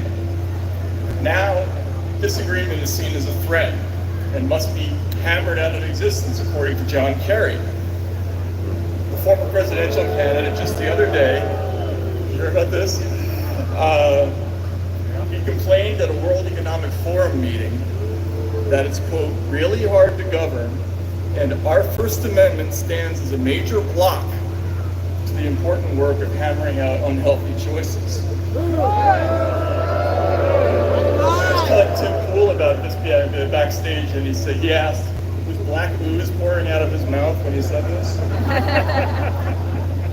Kerry added that it's really hard to build consensus. And he told the forum members that they need to win the right to govern and be free to implement change. And it begs the question, what do they need to be free of? First Amendment, definitely, but more importantly, us, complainers. That is our shared experience. We are obstacles to consensus. My name is Matt Taibbi. I've been a reporter for 35 years, covering everything from Pentagon accounting to securities fraud to drone warfare. Many years ago, my little son asked me what I did for a living, and I said, Daddy writes about things that are so horrible they're interesting. And 2 years ago, I was invited by Elon Musk to look at internal correspondence on Twitter.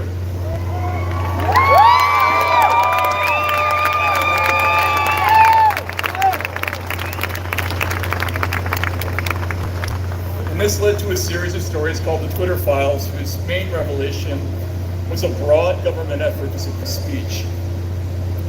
Now, I was invited here to talk about risks to the First Amendment, but to spare the suspense, that battle is already lost.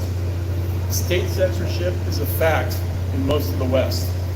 In February, our European allies began observing the Digital Services Act, which requires internet platforms to enforce judgment of state-appointed content reviewers with the Orwellian name, trusted flaggers.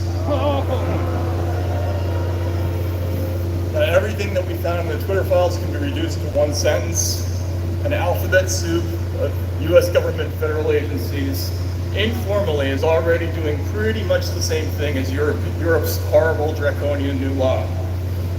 Is it against the law when a White House official calls Facebook, and this happened, and asked to ban a journalist for writing that the COVID vaccine doesn't stop infection or transmission? I think hell yes. Yeah. It certainly violates the spirit of the First Amendment, even if you can find judges will say it doesn't violate the letter. But this is post 9/11 America. Whether it's about surveillance or torture or habeas corpus or secret prisons or rendition or any of a dozen other things, we ignore laws. Institutional impunity is the chief characteristic of our current form of government. We have concepts like illegal but necessary. The government can torture, of course the public can't, that's probably good. The state can intercept phone calls, you can't. The state can search without warrants. They can assassinate, snatch your geolocations from your cell phone. You get the idea. These concepts require that officials have special permission to ignore laws when they feel like it. 10 years ago, we were caught spying on 3 different French presidents. Paribas, Crédit Agricole, Peugeot, Renault, and Total. Barack Obama called the French to apologize, but did we stop? But we did indict the person who released the news, Julian Assange.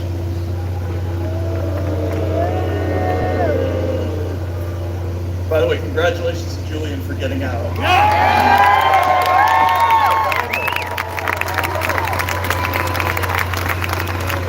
And shame on every journalist who didn't call for his release. That's right.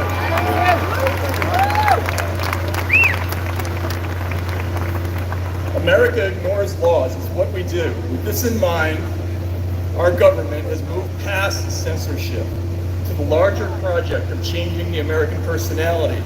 They want a more obedient, more timorous, more fearful citizen. And their tool, the internet, which is a vast machine for doling out rewards and punishments through likes and views or shaming and de-amplification. The mechanics are complicated, but the core concept is pretty simple. You're up-ranked for accepting authority, you're down-ranked for questioning it. Questions are actually considered a form of disinformation in some ways. So let me pause to say something about America's current intellectual class from which the anti-disinformation complex works. By the way, there are no working class censors. The dirty secret of content moderation all over the world is that it's a tiny sliver of educated rich correcting everybody else. It's telling people what fork to use, but you can get a degree in it, basically. The problem is America has the most useless aristocrats in history.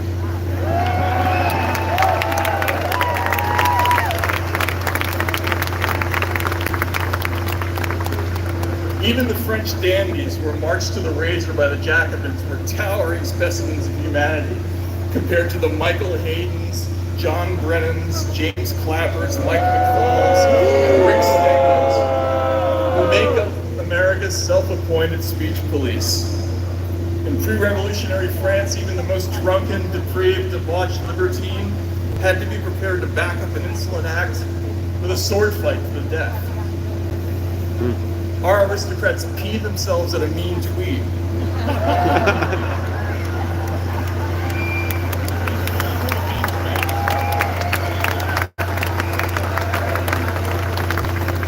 These people have no honor, no belief, no poetry, no art, no humor, no patriotism, which is unique to them, no loyalty, no dreams, and no accomplishments. They are simultaneously illiterate and pretentious, which is very hard to pull off.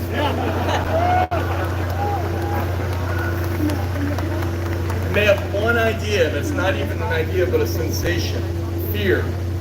Rightly so, because they stitch each other out at the drop of a hat. They're afraid of each other. They're so terrified of everyone outside their social set, and they live in near of being caught with even one original opinion. Now, freedom of speech is a beautiful phrase. It's strong, it's optimistic, it has a ring to it, right? But it's being replaced in the discourse by misinformation and disinformation. And these words aren't beautiful at all. Pettifogging bureaucratic anxiety of a familiar American villain, the busybody, prohibitionist, the nosy Parker, the snoop. H.L. Mencken defined Puritanism as the haunting fear that somebody somewhere is happy. That streak of our early European settlers survives in us and surfaces periodically through moral panics. 400 years ago it was witches, then it was Catholic immigrants, then it was the devil's music, then it was comic books, then it was booze, then it was communists, and now it's information.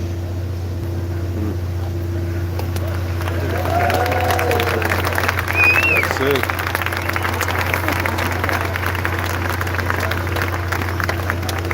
Because freedom of speech is now frequently described as a stalking horse for hate and discrimination, the phrase appears less and less. Speech is mentioned in reputable media really only as a possible vector for the disease of misinformation or disinformation. And for most people, the only thing that will remain of this issue soon is a little flutter of nerves reminding them not to think about it. That's why it's important to understand the end game of the censors is not controlling speech. They're already doing that. They're already removing speech.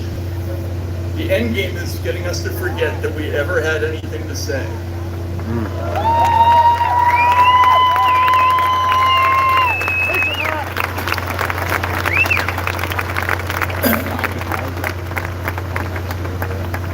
And that was the bummer part of the speech.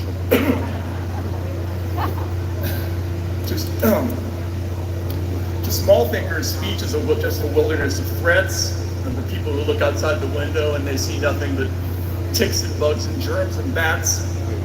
The people who built this country, whatever else you can say about them, they weren't small thinkers. They were big thinkers, and by that I mean not just intellect, but arrogance, gall, brass, audacity. Kurt Vonnegut,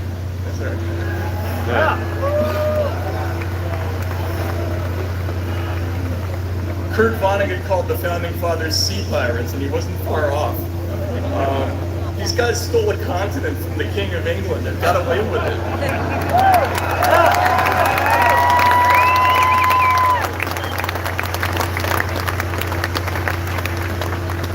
Good to know that. You ever think about why people root for the robbers in heist movies? There's a little bit of outlaw in all of us. Eminem said there ain't no such thing as halfway crooks, and there was nothing halfway about the writers of the Constitution. James Madison, the author of the First Amendment, foresaw this exact situation of a government that ignores laws. In fact, and I didn't know this until I had to research the speech, he was originally opposed to the Bill of Rights because he didn't think paper guarantees could stop a corrupt government. So he thought bigger. He put together a document that was designed to inspire a certain personality type that would resist efforts to undo the experiment. And here a very important quality came into play. James Madison was a great writer. The 44 words of the First Amendment were composed with extraordinary subtlety. Congress shall make no law respecting an establishment of religion, or prohibiting the free exercise thereof, or abridging the freedom of speech, and here's the alliterative part, or of the press, or of the right of the people peaceably to assemble and to petition the government for redress of grievances.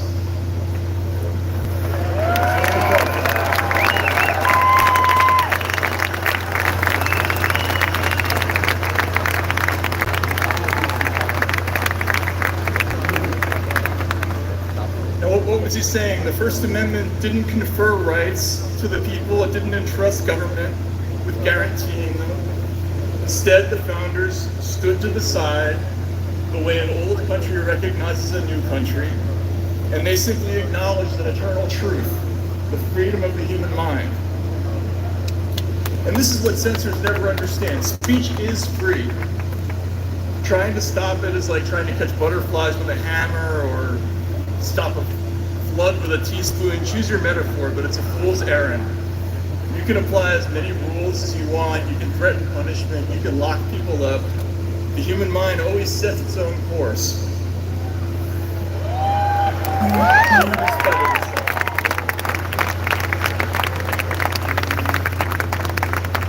The poet William Ernest Henley explained about a century after the Constitution was written. He said, remember, it matters not how straight the gate, how charged with punishment the scroll. I am the master of my fate, I am the captain of my soul.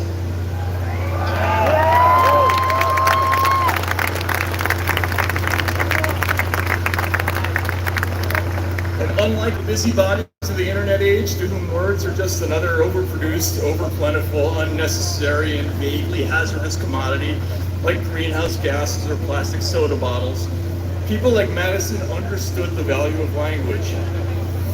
In 1787, you might have to walk a mile or 5 just to see a printed word. It was probably the Bible. Now, I'm not religious, but I've read the Bible, and of course so did they. They knew the Gospel of John. In the beginning was the Word. And the Word was God, and the Word was with God, and the Word was God. And this was a reference to Genesis. In the beginning, God said, "Let there be light," and the world was born. So for them, the Word was infused with the power of creation itself. It wasn't a small thing. This wasn't just law. This was metaphysics. This was cosmogony. We were a little country run by a bunch of jumped-up tobacconists and corn farmers who needed an ally to withstand the wrath of European royalty. And we got it by lighting a match under human ingenuity and creativity and passion.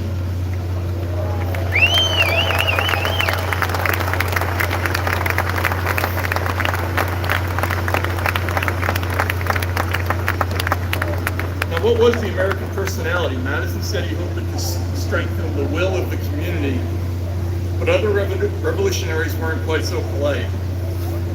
Thomas Paine's central message was that compared to even the humblest farmer was a towering moral giant compared to the invertebrate scum who wore crowns and lived in British castles.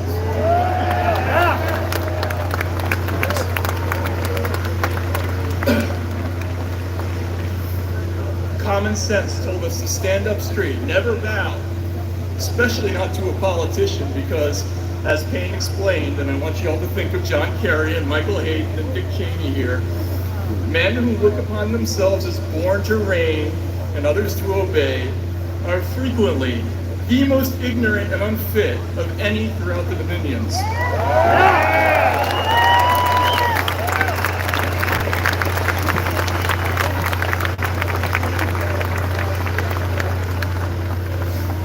Oscar Wilde noted ours is the only country in the world where being a kook is respectable.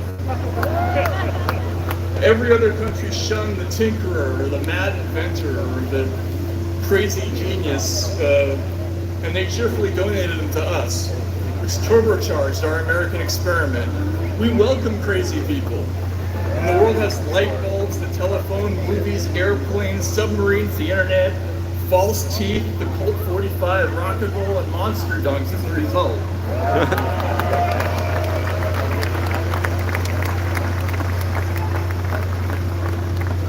The Wild lampooned our ignorance and our lack of artistic sophistication, our occasional tolerance for ugly words.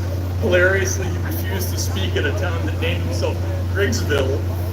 He didn't want to encourage them. But his final observation about us was a supreme compliment. He said, "The Americans are the best politically educated people in the world. It's well worth one's while to go to a country which can teach us the beauty of the word freedom and the value of the thing, liberty." In my 20s,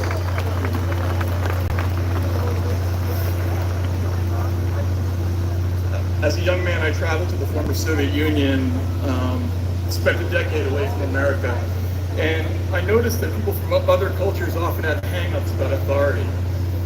So the men from autocratic countries in the Middle East, they were always seemed to be coming up to me sideways and whispering as though they were afraid someone would hear, even if it was something meaningless. They would say, "Listen, my friend, the only good song George Michael ever wrote was Faith." And I'd say, "Why are we whispering?" And I'd say, "I don't know." People who grew up in places with the Queen and their money were class conscious and calibrated what they could say according to who else was at the table. Russians, they were like us. They were expressive and free-spirited and funny, but they were infected with a terrible fatalism, and they freeze around badges and insignias and other symbols of authority as if they have magic power. And over time, I realized I liked being an American. For the first time,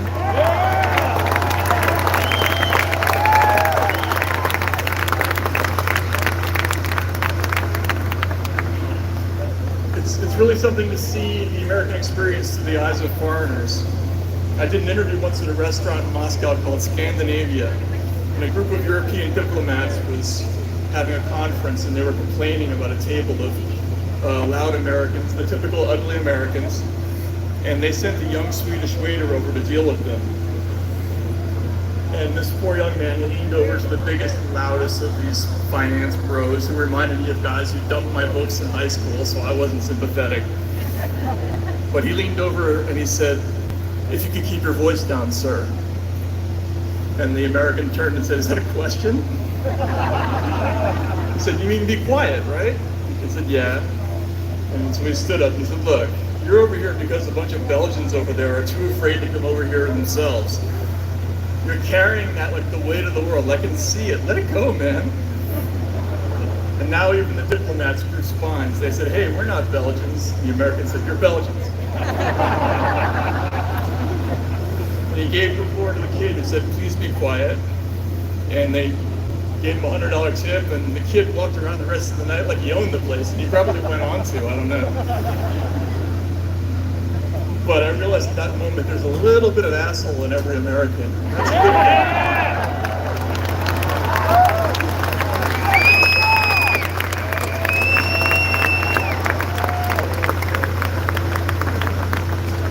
William Blake said, "Always be willing to speak your mind, and a base man will avoid you."